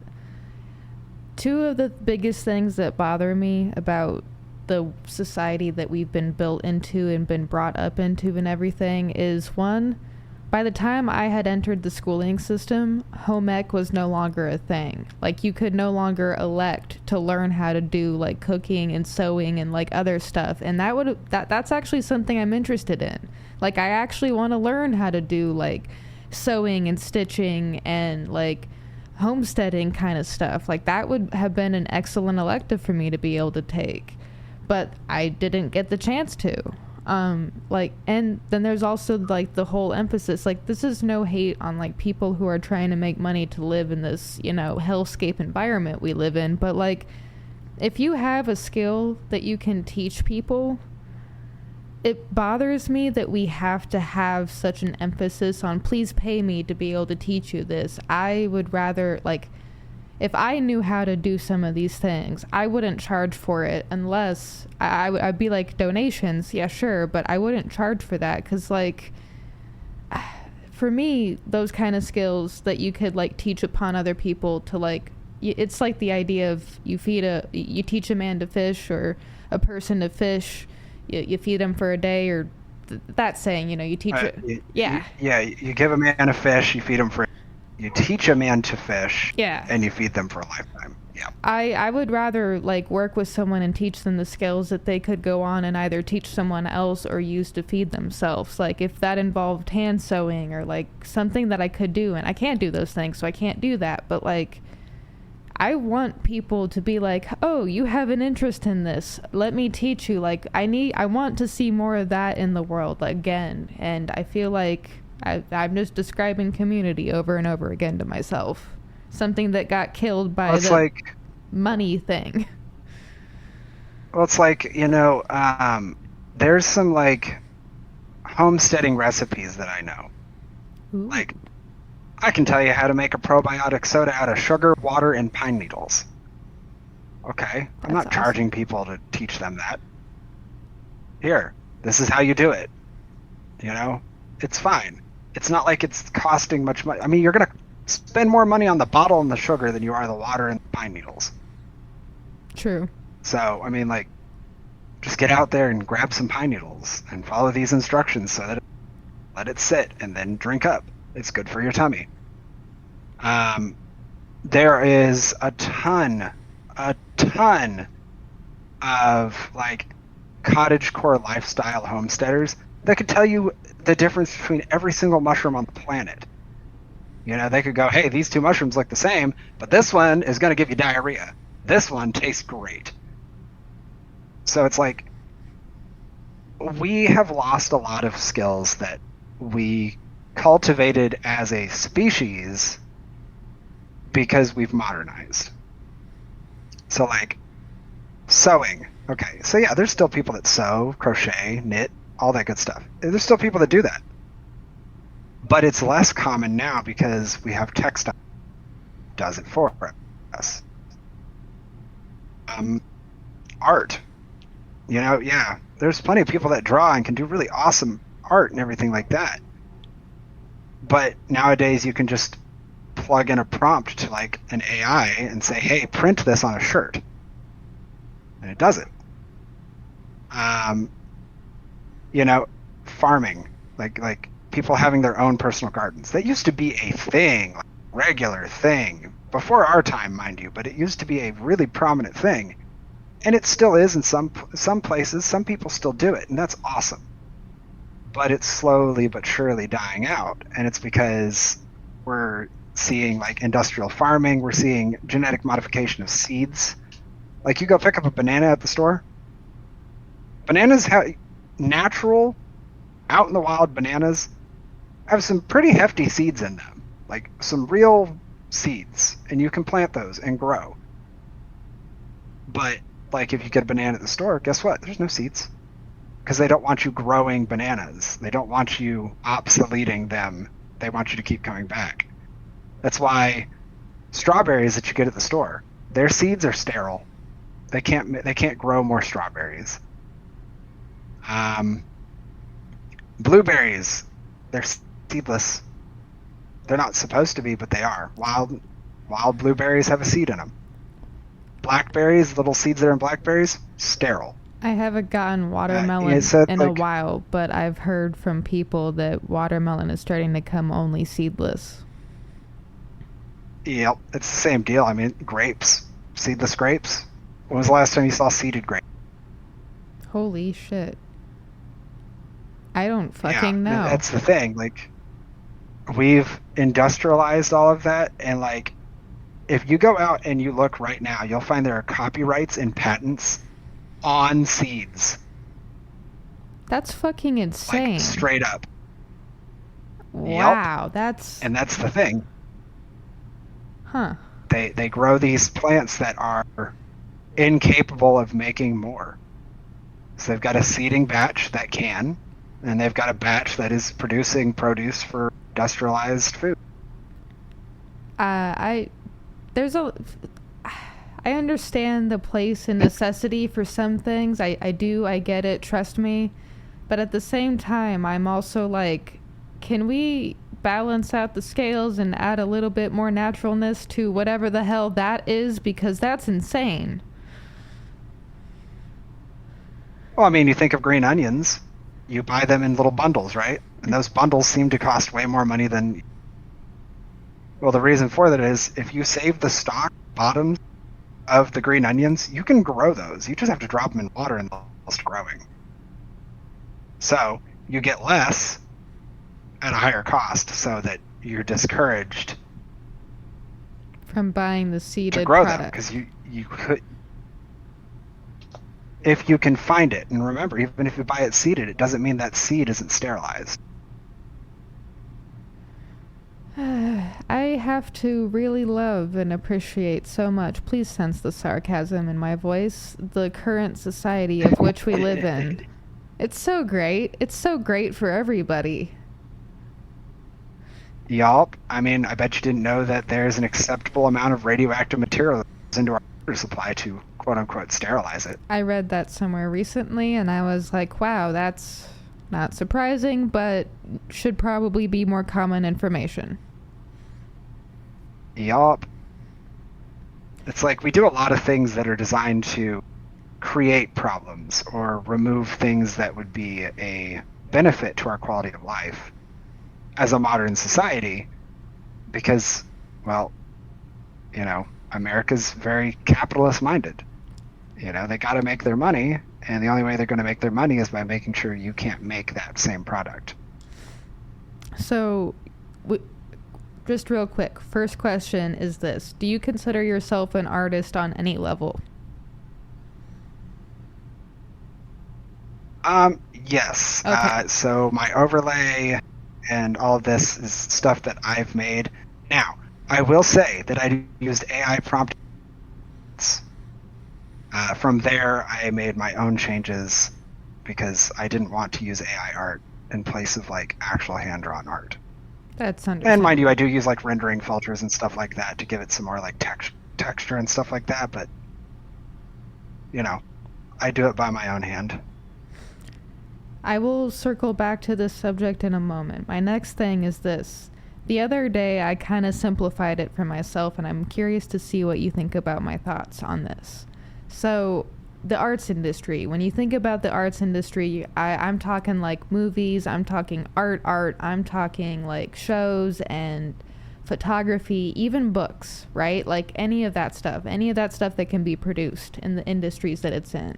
I think the reason, and this is just from my thoughts the other day, I think the reason that they're so controlled and they're so industrialized is because art is a way of freeform thinking. And freeform thinking as a species of people is dangerous to people in power and control. That's why they control the art, because they want to control the way the populace thinks instead of allowing, you know, individuality. Instead of allowing creativity to actually be creative. This cookie cutter bullshit is poison in some way. What are your thoughts on that? So, okay, so to sum up my thoughts on this, I'm dark point in history. And I'm going to point out this is not by any means comparing any particular country to this, but we think back to the 1930s in Germany. So we all know that a certain individual was an art student before rising to power. One of the first acts that was performed once he achieved power was he closed down and censored all art institutions. And it was under the pretense that art is inspiration, and inspiration can lead people to do dangerous things. Now, mind you, he wasn't talking about dangerous to the individual. He was talking about dangerous to those in power. The government. So when we start talking about, yes. So when we start talking about inspiration and things like that, I mean, when you think about war, and you think about, say, food, or you think about art, well, what do you get? You get rations, which are typically, at least based on historical fact, not the most flavorful. So you remove that inspiration to enjoy. You don't enjoy it. You only got one thing to do, and that's get up and go work. When it comes to art, during like points of conflict or like regime changes or anything like that, what do you get? You get artwork that's like, I don't want to say propaganda in nature, but propaganda adjacent in most cases. And it's telling you things like, show your patriotism, yada, yada, yada, do this and this for the greater good of your country. But you don't see any other artwork that comes up that's like, hey, maybe we should be thinking otherwise, like freedom of thought here. Every single historical example of that art gets torn down, and whoever did it gets hunted down. So yes, art is 100% a freedom of expression. But you'll find that with a lot of things: writing, art, food. I mean, you want a good example, like in media today. There's a novel that did get turned into a TV series, and it's called Man in the High Castle. And it is alternate history, but the entire thing, the entire narrative in it, is they're trying to shut down the other narrative. So it's a really, really good example of exactly what you're talking about, and kind of what I'm very scatterbrained trying to get at. Art, writing, food, anything that gives people joy is something that gives inspiration, and if it gives inspiration, it has the risk of destabilizing whatever is going on in the grand scheme of things. I like what you've had to say about that, and on that note, I want to reiterate this, kind of tying back into my earlier point. Any single one of us who has skills or talents or wants or desires as far as like art or creativity or our passions go, like even if it's a little blimp in your life, like I think we should be doing our utmost to utilize those and come together on those things, because I'm tired of the cookie cutter propaganda bullshit art that is just fed to me over and over again, and the billionaires who keep getting more billions. Like, I want more soul in stuff, and I think it's possible. I think it's more possible now more than ever, because I think a lot of us are fed up with the cookie cutter garbage we're being fed. So I don't know. Well, so I've got an interesting question for you. Well, I guess not quite a question, but like something that will resonate here. Okay. Let's see. Let me pull it up. I'm also game for any questions you might have. I'm very curious. Okay, so I'm gonna like list off a couple of things, and I just want you to say yes if it applies to like modern. Okay. Yes, if it applies to so, what? Like our modern society, and obviously take reference to where the states. Take reference there. Okay, we'll just go with that. Okay. So the first one is rule by wealth. Political influence comes from predominantly from financial resources. True or false? True. Okay. So a small group of rich people tend to dominate governance. True or false? I feel like that's true. Okay, so where power is ideally shared equally, citizenry, our power is more concentrated in wealth. True or false? I think you cut out. Could you start with the first part of that question again? Okay, so where power is ideally shared equally among citizens within a democracy, our power is more concentrated on wealth. I feel like I understand what that question is saying. I want to say true. Okay, so what I just described to you is called a plutocracy. Okay. And to give like some background on that, there was always a theory that late stage capitalistic ideals and ideologies, which on paper seems like a really good thing. It's got a strong economic power. It's supposed to be good for everybody. It's supposed to have the ability to benefit everybody in a way that promotes wealth across the board. But there was always a concern on paper that a capitalistic democracy would eventually evolve into a democratic republic, and then from there decline into something called a plutocracy. So plutocracy is when politics and business are blurred. There's no line between them. They are one and the same. And it's usually like it's very hard to get into a position of power to make a change unless you have capital to do so. And the only way to have the capital to do so is to already be very wealthy prior to. So plutocracy is basically the end result of capitalism, late stage capitalism. And the thing that a lot of people don't like to look at is like, okay, so a word that typically gives a lot of negative feelings is communism. Okay, everybody goes, communism is an awful thing. Well, you're right. In practice, it is an awful thing. However, just like capitalism, on paper, communism sounds like a fantastic thing. It means that there's nobody starving, nobody's homeless, everybody's taken care of. Communism is literally community. It is a governance based on community.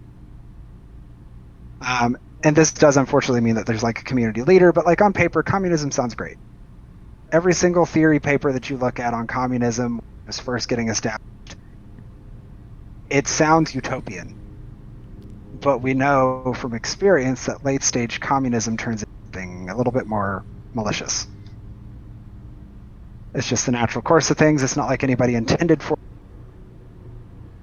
Probably didn't initially, but as power does, it goes to our heads. Plutocracy is the same way, where in this case it's capitalism. Late stage capitalism, power that necessarily wins, it was the money. So we have fallen into a plutocratic cycle at this point, and that is what, we've never seen late stage. America is the only example of a capitalist-focused governance system. We are getting to see late-stage capitalism in play right now, where we're at the end stage of it. My question for that is, if those things that were predicting the systems and the outcomes that came true, then what's next? We don't know, because we couldn't guess what. We couldn't necessarily guess if capitalism would take it. In fact, we more or less only recently dropped on the actual like terminology of plutocracy as like a thing. In fact, the term itself is maybe only 2 decades old. And it didn't apply to the U.S. until probably about 8 years ago. So this isn't like pointing the finger at any political figure at all. I mean, every political figure has their drawbacks, but this isn't pointing the finger at any. Our natural course, our societal ecosystem here has led us towards plutocracy, which was a possible outcome, but we don't know what happens next. We've moved out of capitalism and into plutocracy. So it's like, what does late stage plutocracy look like? I could give opinions as somebody who's familiar with like politics and stuff, but then I'd be using a word that everybody would find to be a very negative connotation. And, I don't want to give people a negative view on it. That's fair. I respect that on that. And I guess with all of that information that I've just learned, and that was actually some pretty outstanding information. Thank you, Aether, for sharing that with me. My idea still kind of stands. Like, I feel like the problem is the money, or the people with the money. They don't care about the people without the money. They only care about if you can get the money to join them at their money table. That's like the picture I'm painting. I think... Yep. I'm going to be perfectly honest. About nailed it. At one point, I wanted, or I guess I still kind of want to be able to, eat and survive. I still want money, but I want it far less than I used to when I started my life, all right? I think money's excuse my French, the goddamn devil. Like, I hate that shit. I think it's made monsters out of us. I look at money and I see a tool, not a lifestyle. Pretty much. It's a form of exchange of allow sorts. Me to do things. Yes. Yeah, it's like, will money allow me to do things that would benefit myself and others? Yes, it would. It, without a doubt, extensively. But when you take into account individuals that have far more money than they could ever possibly need and ever use in a lifetime, 2, 3, 4, 5 lifetimes. Why are they hoarding it? Exactly. I just need to know, why are you hoarding I it? had a friend that described people that have made money their lifestyle. They're sitting on their pile of gold, not because they need it, but because they want it. You know, money addiction is a real thing. Yep, and it's the same deal. The only difference is they don't also have a gambling addiction. It's just the money. Now, granted, they do use it for business ventures, but what do the business ventures end up turning into? Just more money. More money. Yep. Like, would I love to have my own small business? Yeah, I would love to open that tavern up. I'd love to attach a meadery to it. And the meadery would be for making money, but the meadery would generate money to run the tavern, to give people a place to be. I used to have... It's not be a place of debauchery. It's like a neutral zone. I used to have a slightly more money-centered dream where I wanted to have multiple businesses that had a lot of money, but the difference between me wanting to do that and, like, I think some of the others that are doing that is I wanted to take those businesses and, like, invest into other businesses, like, you know, like an economy type thing, like what you're supposed to do with money. You're supposed to, like, take a bunch of it that after you've made, and you're supposed to invest it into other businesses, and they're kind of supposed to do the same thing. Like, it's supposed to compound on each other, not sit in a pool. But anyway, I used to have that dream. Now my new dream is I want to see a bunch of people come to fucking together, say, fuck you, government, fuck you and your stupid money. We're taking our own money and we're investing it in each other. Fuck your stupid corporations and your goddamn businesses. Burn in hell. It's time for community and economy. Well, even then, that's getting difficult to do now, too. Indeed.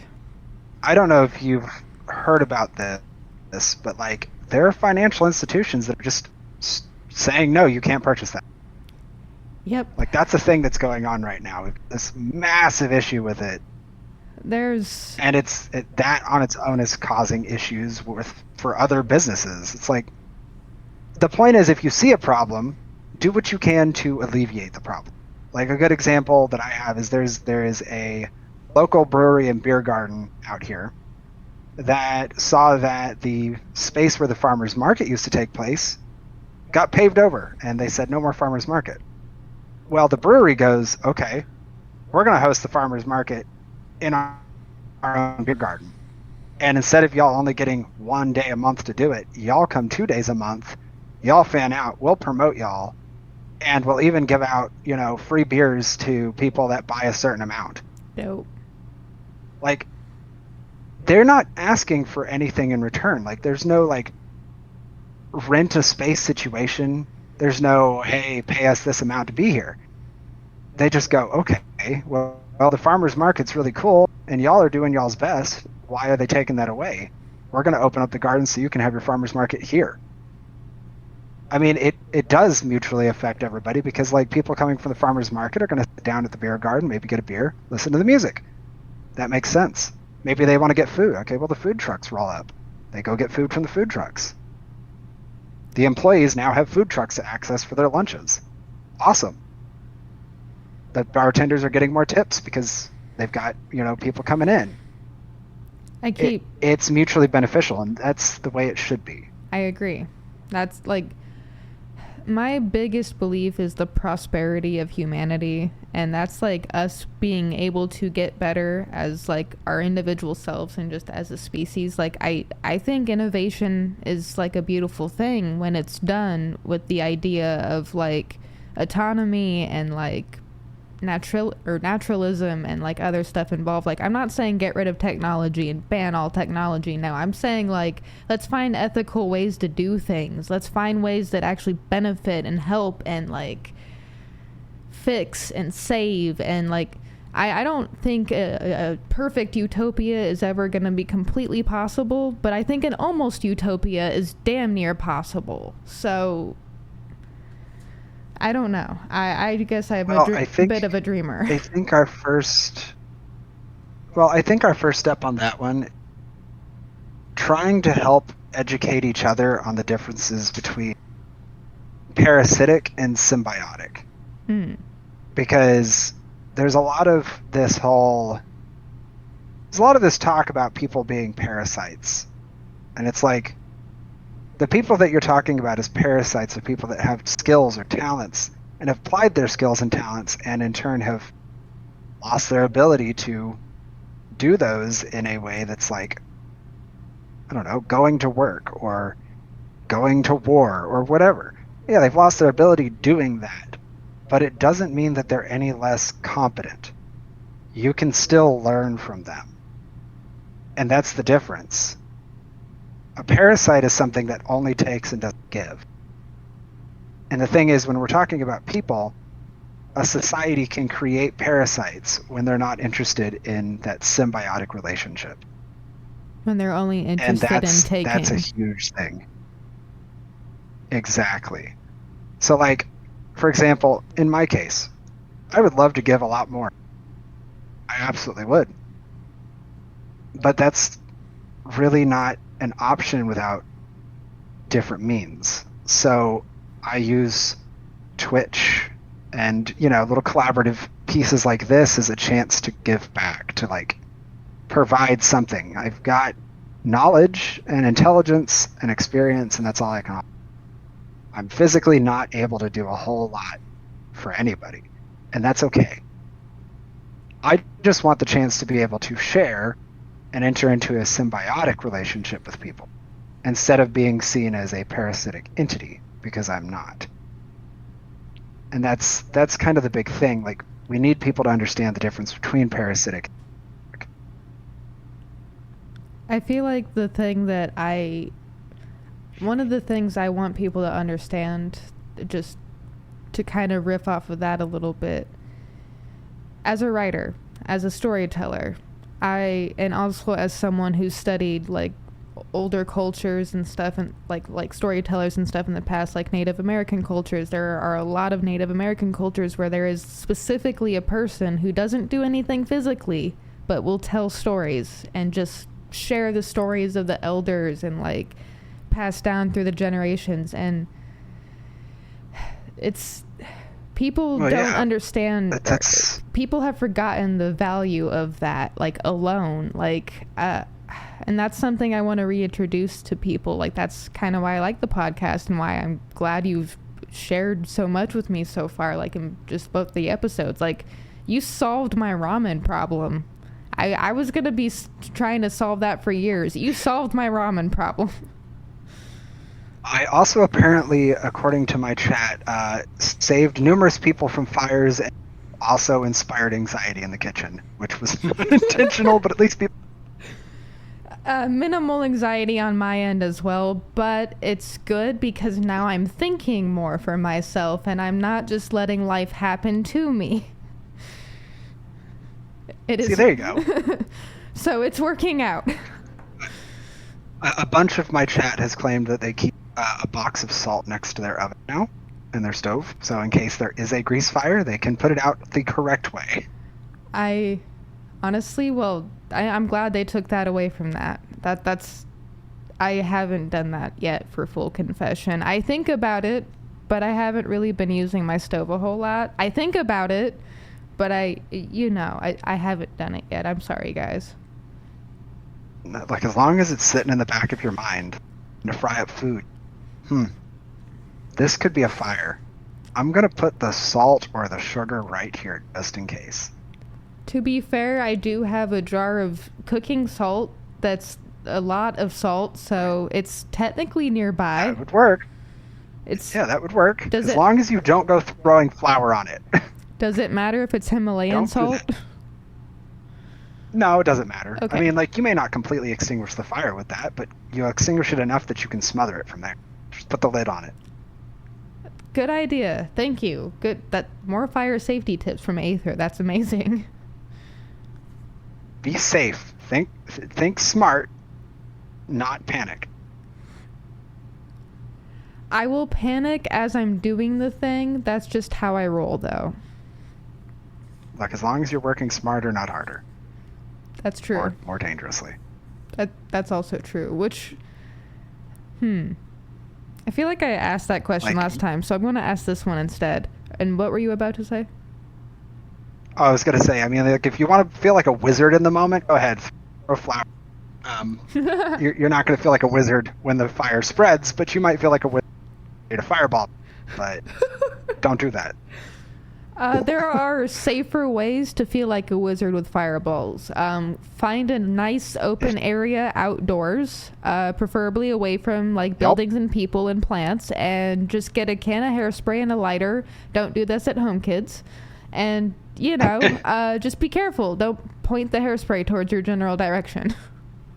I mean, a really cool science experiment with supervision is a campfire. And you can do things with flour. You can do things with cinnamon. Throw it over. It's a really cool science experiment to observe fine dust particulate combustion. And it is really a really good science experiment, and actually, I think, very important for people to experience because it does give you an example. But do that over a campfire where everything is ventilated and you're not likely to start your house on fire. So the next time I go camping, I'm bringing some cinnamon with me for no reason. It sparkles. I like... It sparkles. Straight up. I need cinnamon as a snack, guys. No reason. Throws it in fire. Yep, you get that fine powdered cinnamon and you kind of like take a handful of it and you kind of whip it over the fire, not drop it in. Don't do that. Whip it over the fire as you let it go, and it'll catch the fire and it like sparkles. There's my witchy senses are tingling. My witchy senses are telling me that sometimes they do that in rituals. They throw cinnamon in fires as a form of cleansing. Where have I heard that before? What the heck? I mean, I don't know about cinnamon per se, but it's pretty normal to use like fine powdered iron. Oh. That also creates a sparkler effect. It also creates color changes. You can do the same thing. Dusted copper. That'll give you green sparkles. I really hope you're fueling the pyromaniac in me, and it's very happy right now, and it's just eager to go find an open source flame in the middle of the woods now. Look, Mars, as long as you're being safe about it. I will have a shovel and a lot of water nearby, okay? It's fine. Safety first. And I will make sure that other people are throwing the stuff in and I'm 20 feet back. You're doing great, guys! Good Looks job. Great! A little more. I think there's some more dust in the cooler. Dust in the cooler, good lord. I don't know. Where am I supposed to store that? I've only gone camping twice. I mean, it's dry goods. It's not going to go bad. Grocery bag. Got it. Yep, that'll work. Okay, one question for you that involves kind of cooking and kind of not. If you could open up your own, like, tavern, your own menu, what menu would you have? What would that look like? Like, what items would you have? How would you prepare them? Like, take me into your kitchen right now. So if we're talking like an establishment, like my tavern kind of establishment, I absolutely never wanted just a tavern that served alcohol. I wanted it to serve food as well. And I would want to do it in a traditional way. Like we're talking like wood fire ovens, Ooh. Stuff like that. So it would probably try to fit the theme of the tavern, things like baked bread in like a brick oven, probably a lot of like roasted vegetables, pan-seared vegetables, soup bowls, things like that. And I'd want to do most of that over like open flame, like, controlled, obviously, vents and hoods and stuff like that. But like, I feel like that would be a really unique and clean way of going about it. Like I'd want to see breads, I'd want to see roasted meats, I'd want to see a lot of pickled elements, jams, stuff like that, things that make in-house. Because I wouldn't want to half-ass anything like that. I want the environment to be like nice, chill, inviting, and warm. And I feel like if I'm just providing people with a bunch of like pre-purchased frozen shit, they're not getting that authentic experience. They're not getting me at my best. Would you? And if I'm going to provide them with a space, Would you have a rotating menu? Probably. It'd probably be seasonal, if I'm being completely honest. I mentioned like the pagan holidays having a lot of like feasting and stuff like that. And those like there's not like a set celebratory menu that you take to play there. It's just whatever is up for harvest that particular, celebration. Probably be a lot of something similar to like that. So like you might get potato bread during the summer, but you might get oat bread during like say the fall. You might find yourself getting more like rye bread during the winter. Things like that. That would probably be my focus there. Is like, rotating seasonal menu that is based on whatever would be served at a tavern at that particular time of the year. Obviously with some modern twist and some culinary modernization, but yeah, that's kind of what I would envision. A lot of brick ovens, open flames, baked goods, pickled goods. Would you have something that'll really absorb some alcohol and just something you can break bread with your friends with? So a lot of shareables, I detect. Mm-hmm. I like that. Helps you build community and bond and everything like that. My question that I was going to ask, if I can remember it, I always have so many questions to ask. I have to like really pick and choose the ones that I want to like ask. So, there it is. If you could design like a fantasy menu based off your lore, or just anything in general, what fantastical elements would you try to include in your menu? So it's really funny that you ask that question. So anybody that is watching that, has been in my stream knows that we have the daily drink, the daily dish, and the daily dessert, which you can redeem. What may not be known is each one of my moderators also has a menu. They are all fantasy themed. Some of them more unhinged than others, but they're all fantasy themed. So, like, we've got one on there. It's, I have to pull it up. Hang on to give you the exact name of it, but it is the glazed tofu pinwheel. And what that is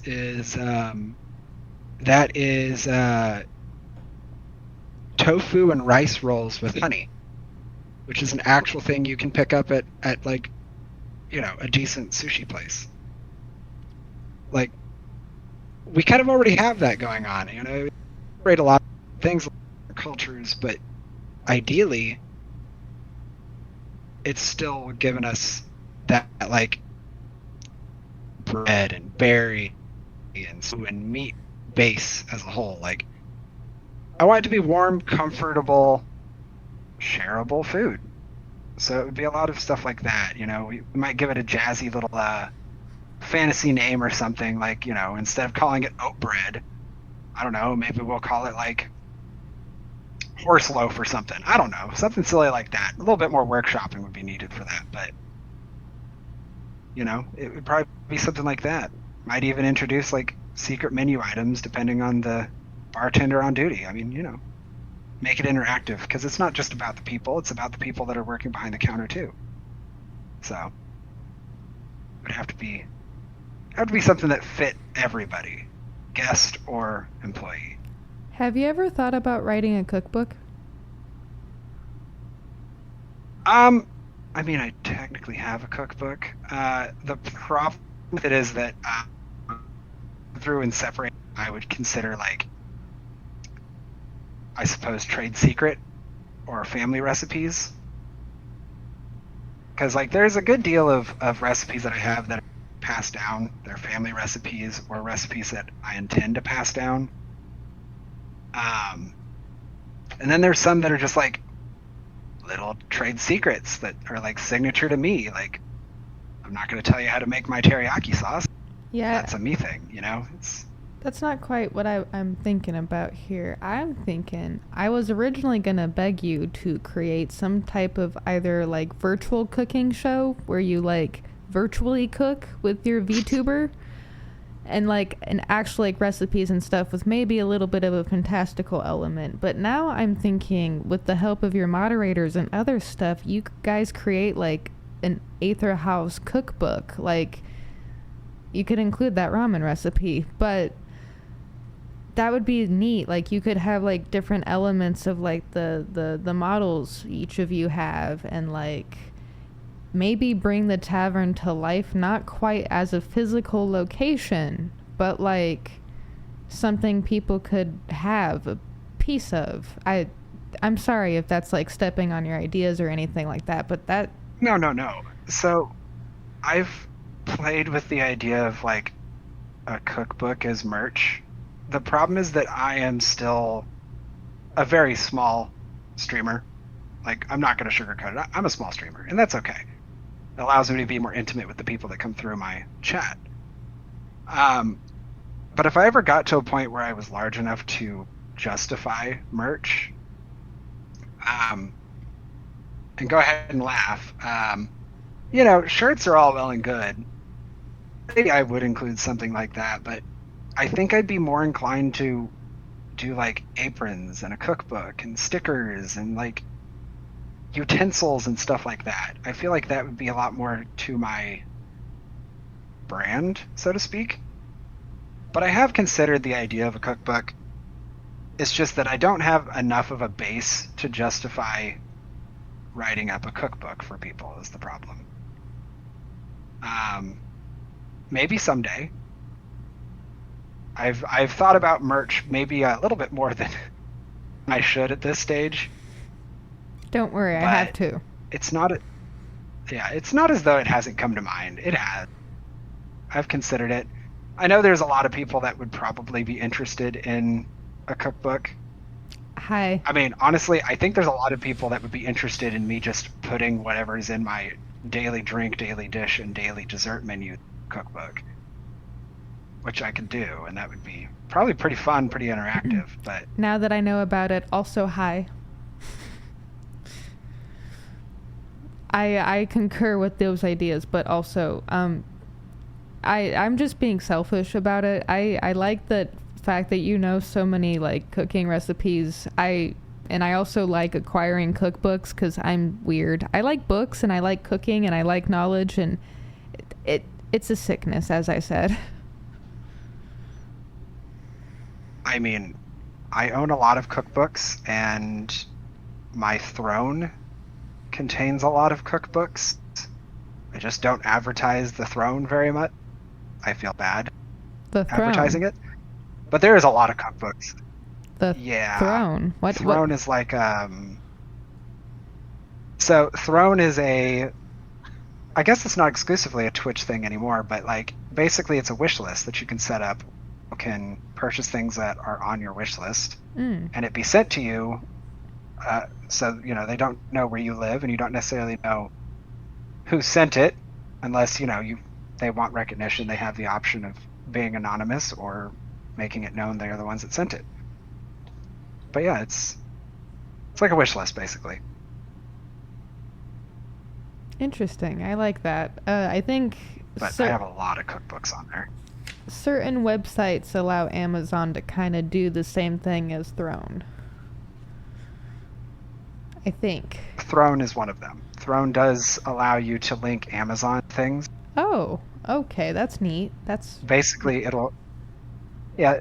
So let's say that like you see something on Throne, you can link it into Throne. It'll pull it from Amazon and it will add it to your wish list, and people can purchase there. And then Throne will proxy through and purchase it off of Amazon to send to you. Technology is so weird, yet so interesting. It can be, yeah. And I've got an entire list on there that's literally it's just like cat toys and cat treats and stuff. I fully respect that you have a list for that. That is really cool.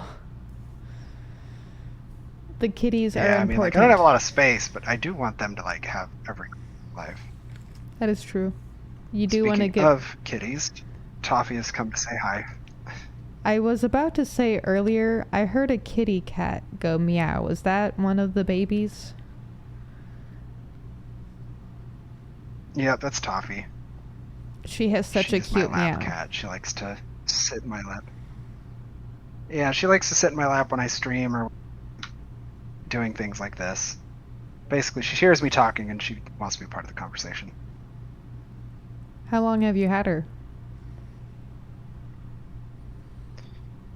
Let's see.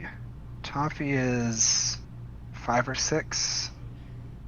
I've had her since she was 4 months old. Aww, that's adorable. A soul kitty. It's been some time. A possible soul kitty? Grit's even longer. Oh. Grits is the older sister. Grit's Maine Coon, yeah. She's taken on more of a motherly role. Every cat that I've had since I got her, she's kind of raised. Aw, so Grits is a mama. So. She acts like a mama. Yeah, she's probably the only animal I'm bad about fixing. Yeah, I feel bad about fixing her because I tell that would have been a fantastic parent cat. That's adorable. You gotta do what I you didn't gotta know do, that though. whenever I fixed her. I got her fixed when she was a kitten. You do gotta do what you gotta do, though. Yeah, and that was... Let's see. Grits is almost 7.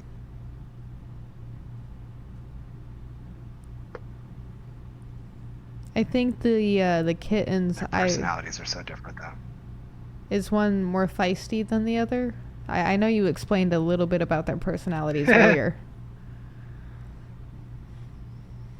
To give you an idea, Toffee is currently biting my... because I'm not...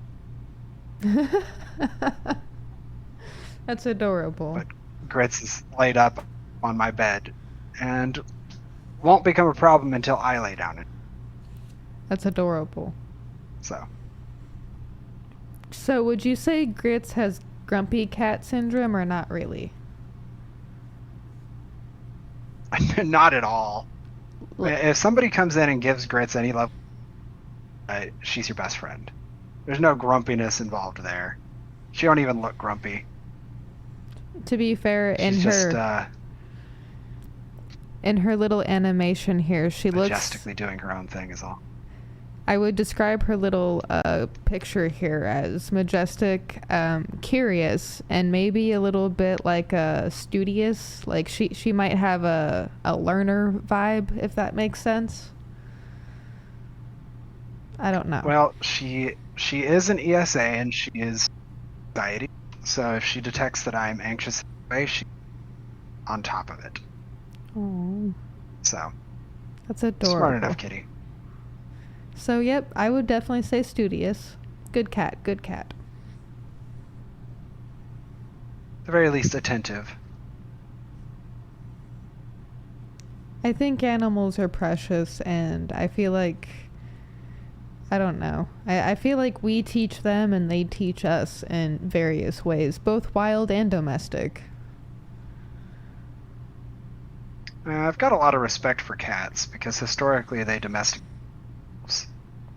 which means that they picked us.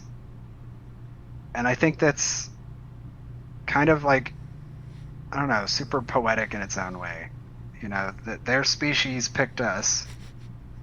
And now, if you get a cat that picks you individually, I mean, that's like, it may not be like a dog. I'm not going to say that it's like a dog, because dogs just kind of offer their love in a different way, but cats choose it. You know what I mean? Like, Mm-hmm. everything's on their own terms, and if they are seeking attention from you, you know, intentionally pick you to go home with, I think that's special. I kind of want to live in a place that has that cat delivery system thing going on, because living in a third-story apartment, you don't really get random cats at your door. Not anymore, anyway. The cat distribution system. I used to live in a house, and that definitely had somewhat of a distribution system, but not anymore. Plus I can't really take in another cat. However, this is totally not me at all whatsoever admitting to that I may be possibly potentially considering creating another friendship relationship with the creature, which I said I wouldn't do after putting my dog and cat to sleep in 2023, because that was hard. The storm cat that I sometimes have in videos and stuff, she sits closest to me out of anyone else, if we're just all chilling in the same room. She seems to relax the most with me. Like, she does not like being picked up. I kind of call her my autistic cat, because she does kind of all the same things I kind of do when it comes to touch and like other things that just tell me that maybe she has some kind of tism going on in her little kitty brain. She is an incest cat, so that's also the other reason. But I think I might have another weird little buddy that kind of gives me that warm fuzzy feeling that Amber, my old kitty, used to give me, who definitely chose me. I will never forget the day that she chose me. What's it like Well, to like, that's always special. when Grits and Toffee chose you, do you remember the day that happened? Not by dates, but I do remember, like, Toffee was a case of, like, so her litter, along with her mother, was going to get put down. And that didn't sit right with me. So I actually ended up taking in her litter. We weren't able to catch Mom, but we took in the entire litter. And, you know, it was a litter of 3. 2 of them were, you know, they didn't vibe with me or anybody in my household at the time.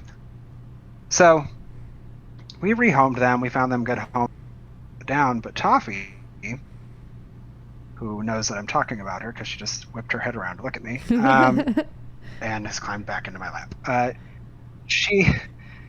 She was so far up my butt in Grits's butt. And it was like, okay, so I'm keeping this one. And there was some debate, but eventually, you know, caving happened, and I kept her. The thing is, like,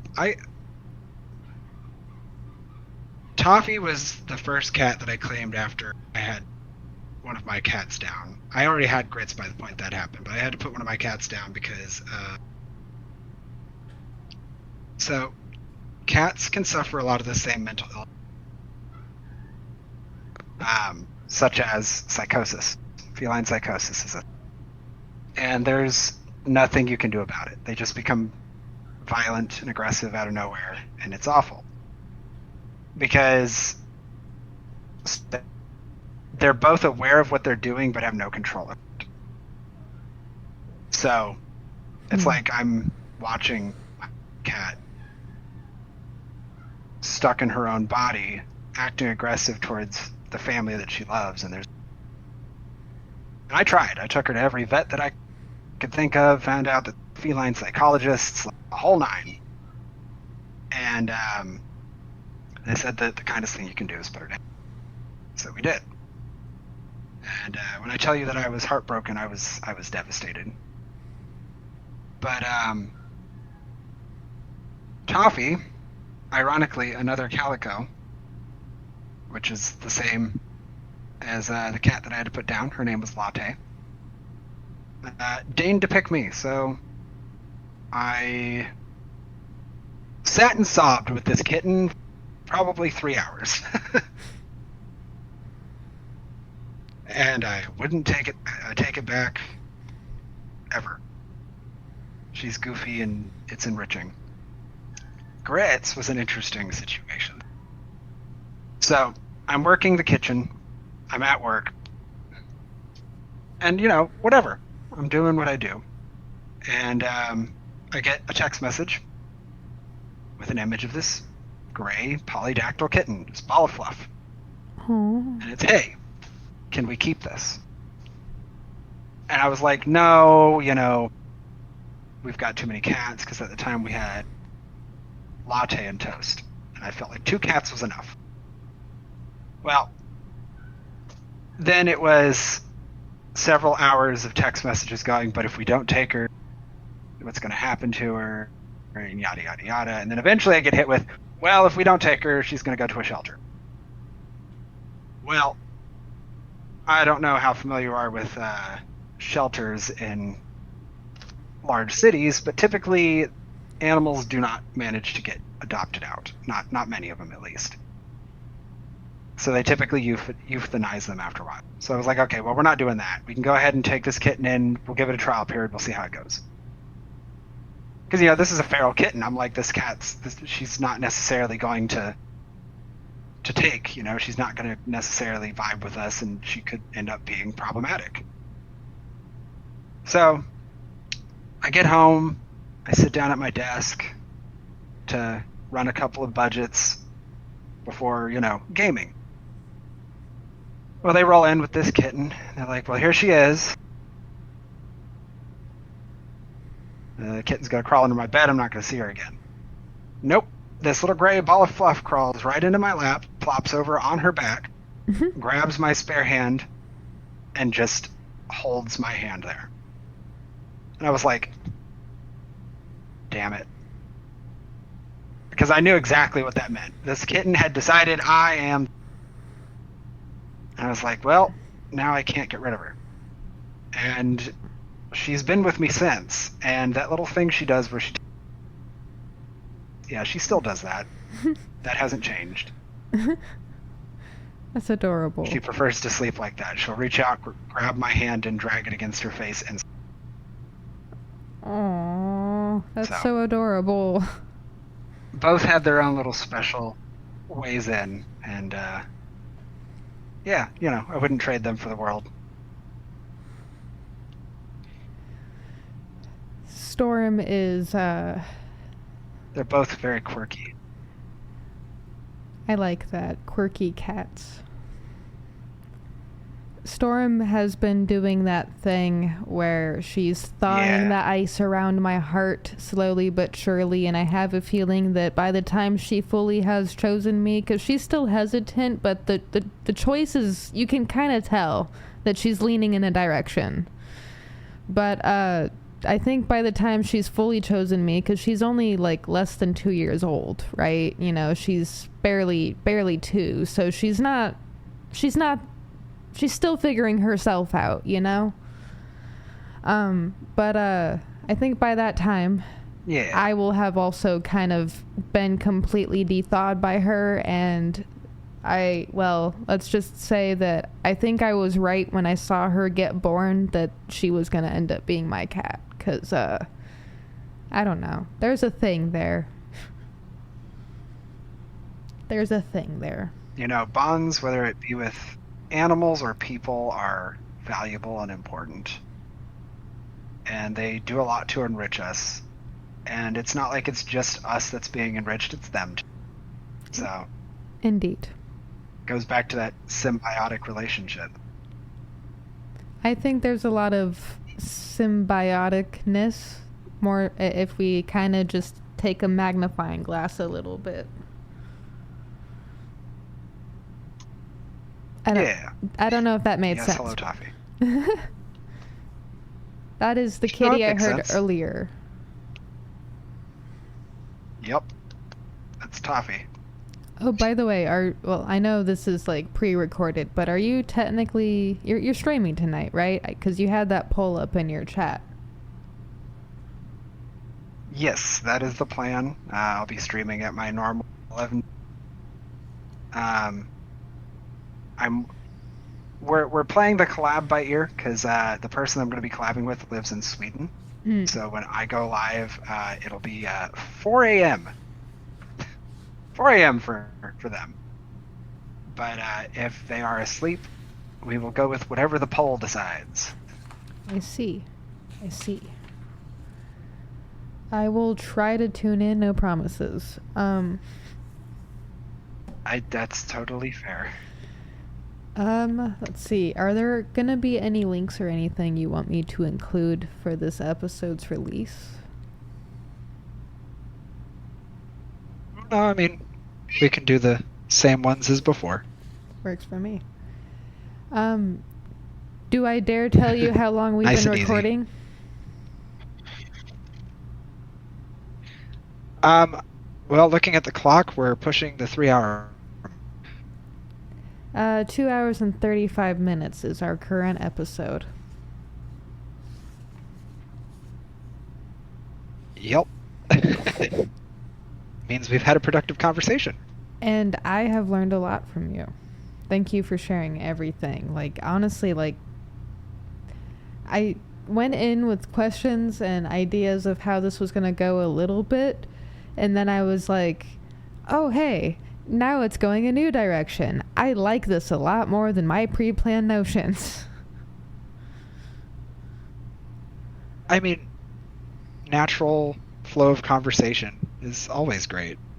That's the beauty of a conversation.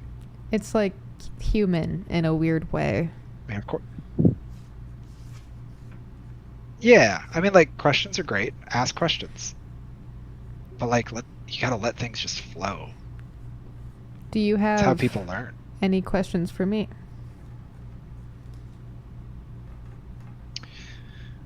Yeah, hey, when are you gonna start streaming your podcast? That's a great question. I do not know. I might do like minimal game streaming first before I do like live streaming of the podcast.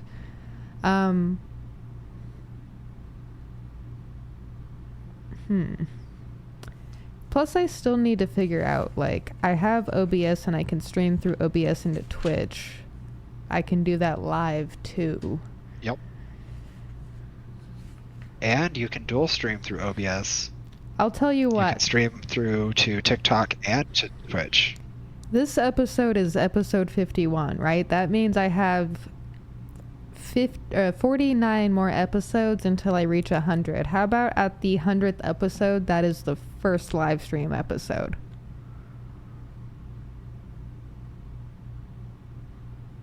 Did those sound like good, agreeable terms, or should I do it sooner at like the 75th?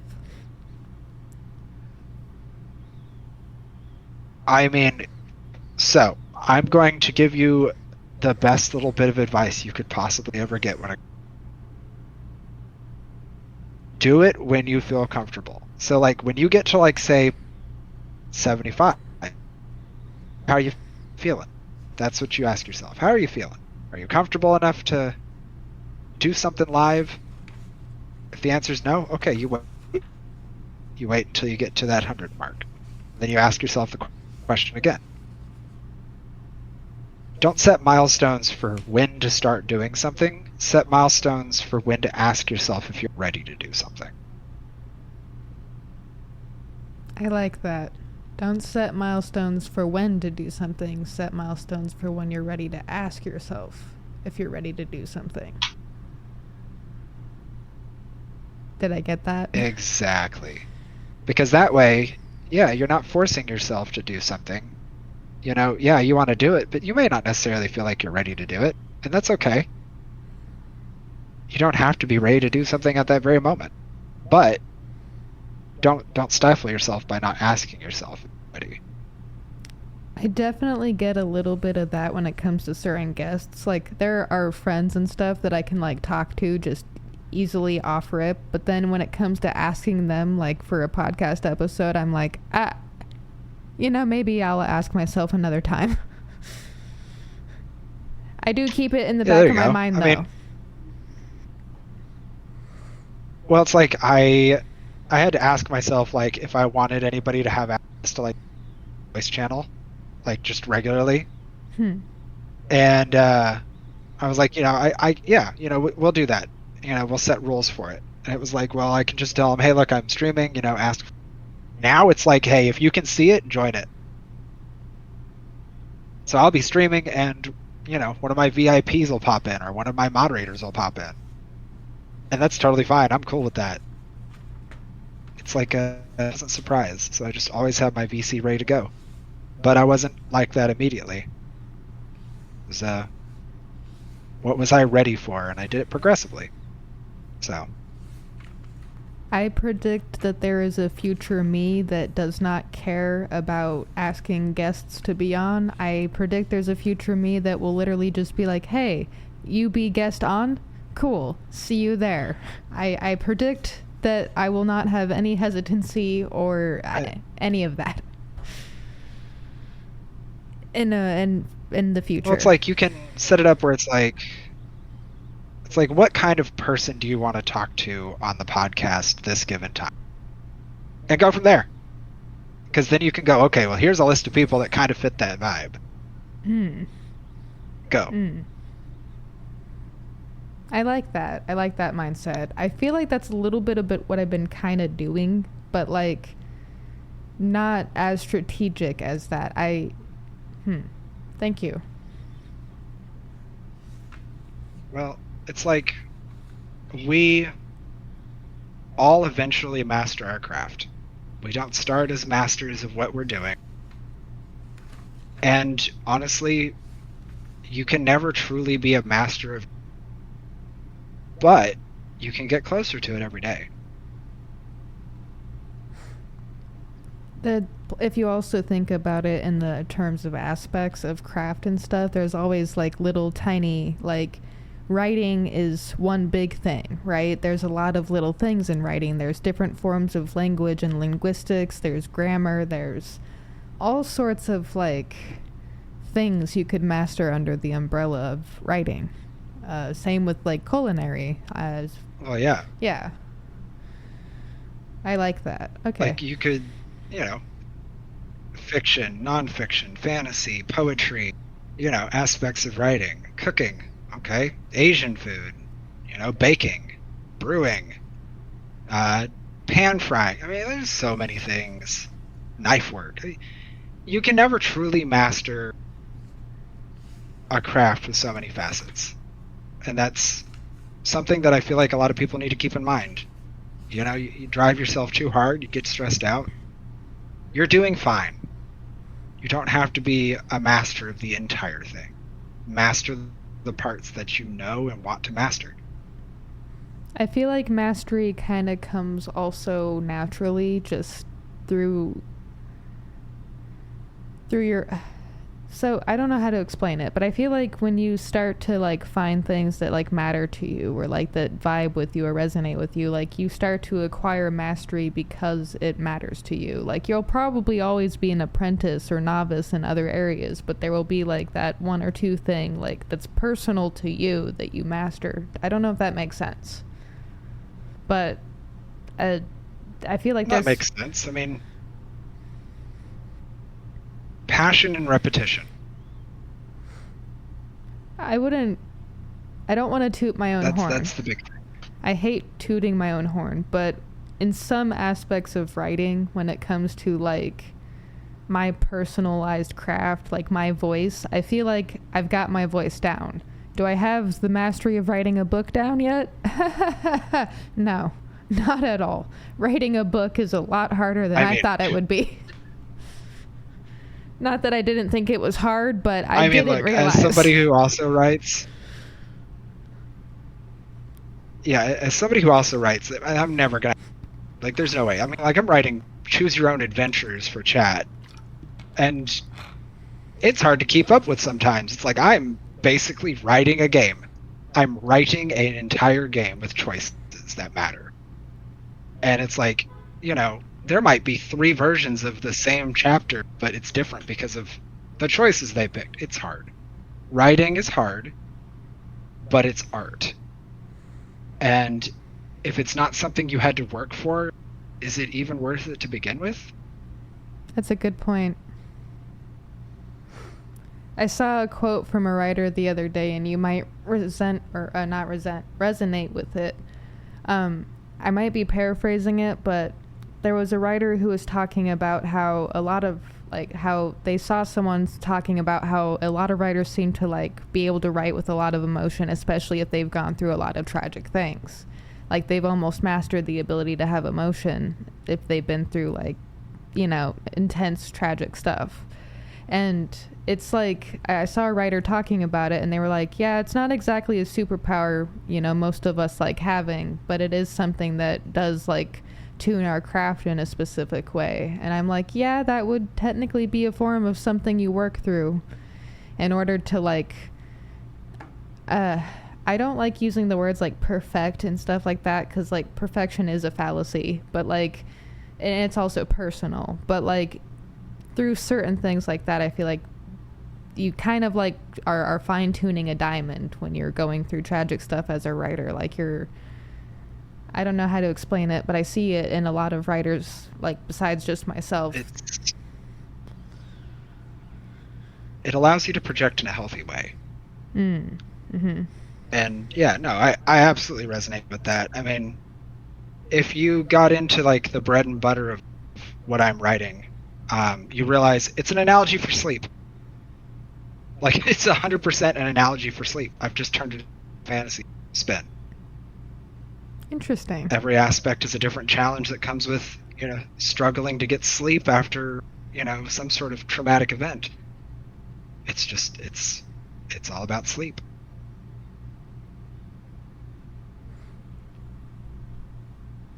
Do you have an interesting relationship with sleep? It was lost, but... So, it's not really a secret that... it's not really a secret that I suffer from depression, anxiety, and CPTSD. Okay. And all of those 3 things together have caused me to develop something called Firewatch syndrome, which is basically I'm always on alert, especially when the sun goes down, and I have a hard time feeling comfortable enough to sleep, safe enough to sleep, which that has shaped a lot of things that I do.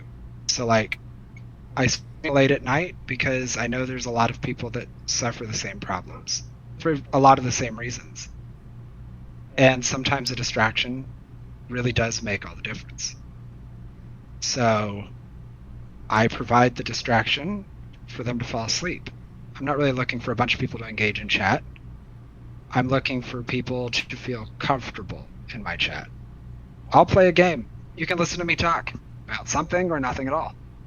You can listen to one of my moderators talk if they're in the voice chat. One of them even tells stories. The point is, there's a struggle to be had with sleep after something particularly traumatic happens. And that tragedy doesn't have to be defined by, the standards of what people consider to be traumatic.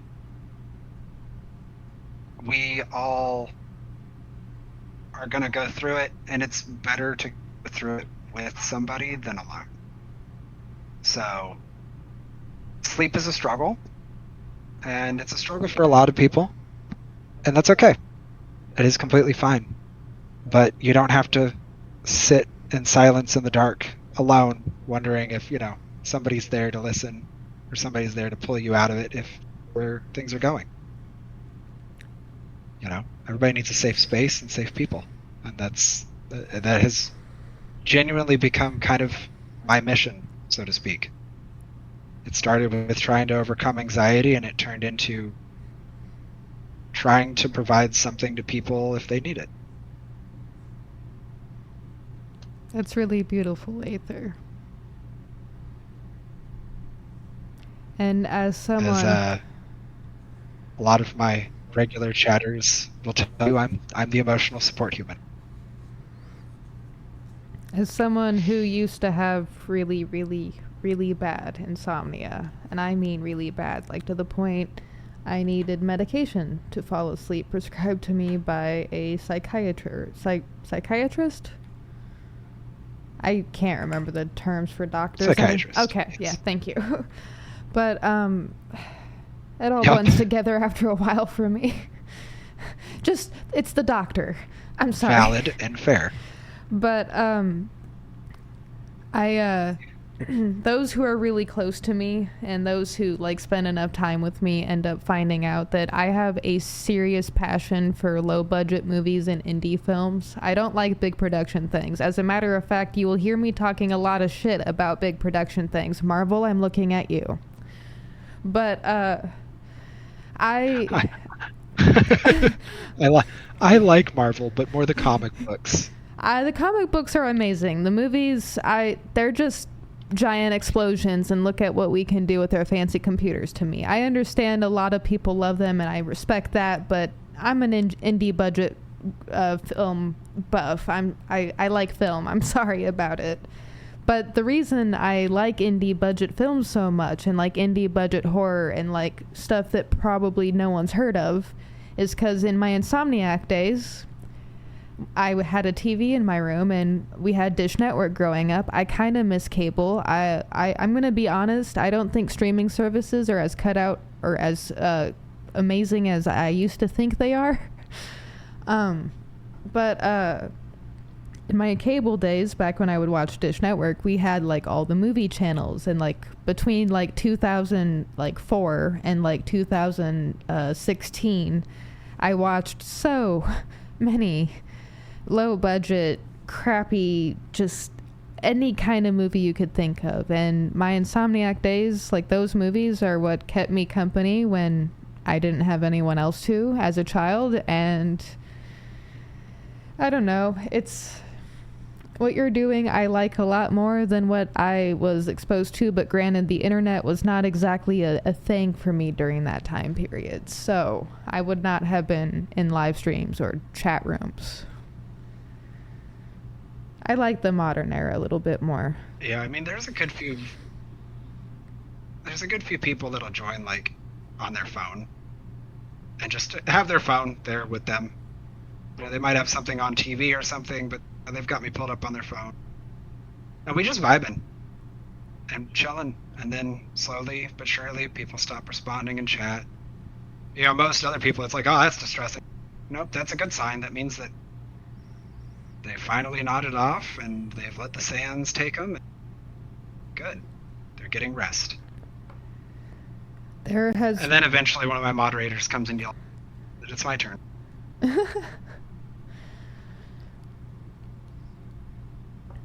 One of the things that I've dubbed myself throughout the years, because I am a big fan of falling asleep with people on the phone or like over like video chat through like Skype or something. Like I've done it with friends, I've done it with romantic interests, and I've kind of dubbed myself a version of the Sandman, because I've had a lot of insomniac friends like end up falling asleep on me on the phone and specifically calling me so they would be able to fall asleep, and I'm like, please call me if you can't sleep. Like I want to try to be there if I can. Like I understand the need for sleep. Trust me, I was you at one point and I might be you again. I don't know what my sleep is. I have realized that I am categorically a co-sleeper. It doesn't even have to be like a significant other. Like, fuck it, you know, platonic cuddle pile, let's go. But like, I sleep better with other people around, and I think that does tie into like the Firewatch syndrome, because it's like I'm getting comfort from there being another person here. Somebody that I trust, somebody that I know. And most of my sleep problems will kind of, at the very least, mitigate. I'm more likely to take micro naps and everything instead of just outright staying up until, say, 7. That happens. So I mean, like, I get it. You know, there's comfort in people. Like, if you find the right people, there's comfort in that, and that matters. Indeed. So, yeah, I try to be the right people. One of my favorite, like, I have a harder time falling asleep with most people. That has kind of changed throughout the years because I've worked a little bit on my sleep and, like, when it comes to sleeping next to other people, because I don't like missing out on sleep if I can help it. But fair. I don't think anybody does. But I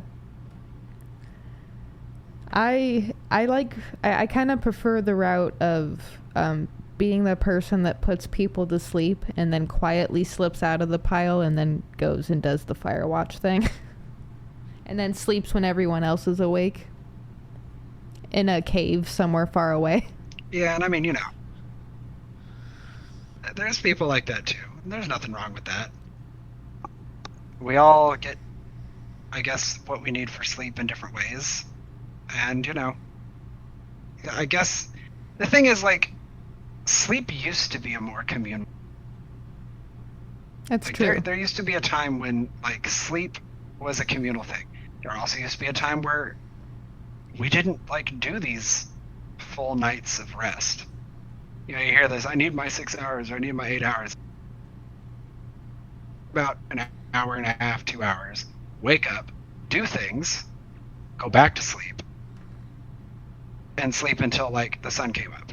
So you go to sleep for an hour, or hour and a half or 2, be awake for 2 hours, go back to sleep, then the sun would come up, then you would go and do things. But you always did that with a bunch of people around. You know, your family unit was in one room. It used to be a more communal thing. And I think instinctively we lean that direction. But, you know, maybe that's just my own opinion in play there. No. I kind of resonate with your opinion a little bit. I'm definitely seeing similarities just in, like, various sleep patterns that I've studied of people and of my own. That's interesting.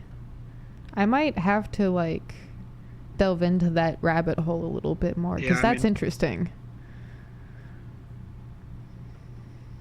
Yeah, I mean, like, if you take a look at, like, what our culture and our work culture and all that used to be, like, we used to nap. Like, napping used to be, like, the big, and it was like you never napped a lot. And, like, shift sleeping, that's a thing too. Like, I mean, we still see it. I mean, we've got night shift, day shift. Okay, we still shift sleep. The difference with, like, olden day shift sleeping versus modern day shift sleeping, you'd have somebody up doing things while you were sleeping. And then when they went to sleep, you would wake up and do things. Part of me fixing my insomnia, quote unquote, fixing, it's not really fixed. I mean, I still have a weird relationship with sleep, but part of trying to get a handle on it so I could, like, function as a human and not brain broken all the time, because with the TBI, sleep is very important. Like, I learned that really quickly, mostly through being passed the fuck out with the head pain. So anyway, sorry. I learned that people have, like, a natural rhythm. So, like, insomnia doesn't necessarily mean a bad thing. It means that your body is trying to find, like, its natural prime rhythm for, like, how it sleeps and how it functions with, like, the weather, the daylight cycles, and, like, in proximity to other people. For me, like, this might just be my own experience, but I feel like everyone has some sort of natural rhythm that if they can get their body into it, they'll have less insomniac patterns than they would otherwise. It's just a theory. It worked on me, barely. It might work on other people. I don't know. Point is, listen to body. Body knows more than other things. Simplify. Yeah, I mean, nobody's. There's no situation that's one size fits, and that's okay. Makes us unique. Mm-hmm. We're humans. And that's like the uniqueness that I feel like we need to be celebrating a little bit more by like not just celebrating it, but like that's something I feel like we are being conditioned to forget, is that we are unique and that there is not necessarily like a one size fits all kind of thing for a lot of things. Like we need to relearn that, I guess. I think. I don't know if that makes sense. No, that makes perfect sense. I mean, like, to be fair, there is a degree of adaptation that we're pass through, each era of time, modern era, and then some. But it doesn't mean that we have to like cease the celebration of our uniqueness. What was that TikTok meme from years ago? It's the round peg goes in the square hole. It's the lady that's putting the same exact, or putting every piece in the exact same shape. That's the thing. They didn't necessarily fit that hole, but they could all go through that hole. And that wasn't the case with every single one. It's the same deal. Just because it can fit doesn't mean that it has to fit. You can go a different route. You can go in the hole that's designed for you. The square hole, the round hole, the triangle hole, doesn't matter. But you can always go down a different one too. That was an awful analogy, but hopefully you get the point. No, that was... I get the point, and I feel like that was a pretty good analogy, even if it could be considered a bit of a past PG-13 analogy. Well, I didn't mean it that way. Jeez. I'm sorry about it. I'm a goblin creature. I live in the gutter. It's fine. After our streams, I'm no stranger to that kind of goblin energy. Then I really need to activate my insomniac powers again at some point, because I have no problem enacting my goblin powers with the right set of goblins. I mean, if we do Jackbox anytime, pretty much anybody is welcome to the voice chat, so you'd be able to just pop in and play Jackbox. I had an opportunity to play that the other day, and I really should have taken up that opportunity, but I decided the book I was reading was a little bit more important, which, by the way, it was. I ended up finishing it, but I should have played Jackbox with people. That would have been probably a better use of my time. Jackbox is so much fun with people. But yeah, no, I mean, books are important. Books are a thing you can do solo, and they are enriching, and that's important too.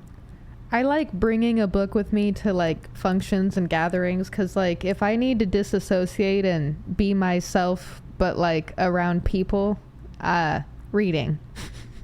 It's better than scrolling on my phone. I feel like reading is more agreeable, if that makes sense. I don't know. That's fair. No, I mean, I get it. I would feel weird if I was with people on my phone, and that's how I disassociated. No hate if other people do that. Like, I understand phones are like a safe place for a lot of people, but not for me. So. Also fair and valid. But, yeah, I am actually kind of getting... You are being so needy tonight. That's adorable. We have a kitty guest. I mean, that is fair. Let's see. I actually asked you if you had any questions for me, and you started with the podcast, or the live stream podcast thing. Did you have any others?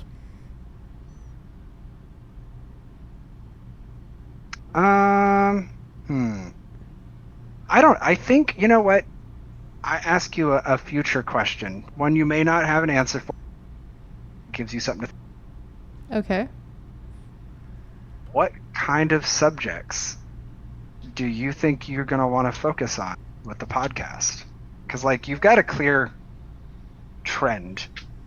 Like, you know, you're about, like, community and community centralization, uniqueness and everything like that. Like, what kind of topics, like guest topics, do you think you're going to want to pursue going forward? Like, do you think there's going to be a concrete trend to it, or just whatever kind of takes? I know for the foreseeable future, I want it to be at least whatever it takes at a base level, because the naturalness, the autonominess, like the self-autonominess of the conversations, like them kind of like just, like, yeah, I had pre-prepared questions, but like I felt like I usually do the pre-prepared questions in case they like naturally flow into the conversation. I don't have an answer for that other part yet, but that is something that's on the back of my mind. The more central, That's direct fair. stuff. A part of me wants to do like a separate series where I have like a segment of like the more like niche ideas. Like Substack has like a weird ability where you can like serial or like have series and like serialize your number or your episodes in a way, but there are also like other platforms that I kind of want to pursue that might also give me better like podcasting abilities as far as like segmenting my episodes and whatnot. Maybe, or maybe I need to create one myself. Who the heck knows? That is a problem for something future to think me. about for the future.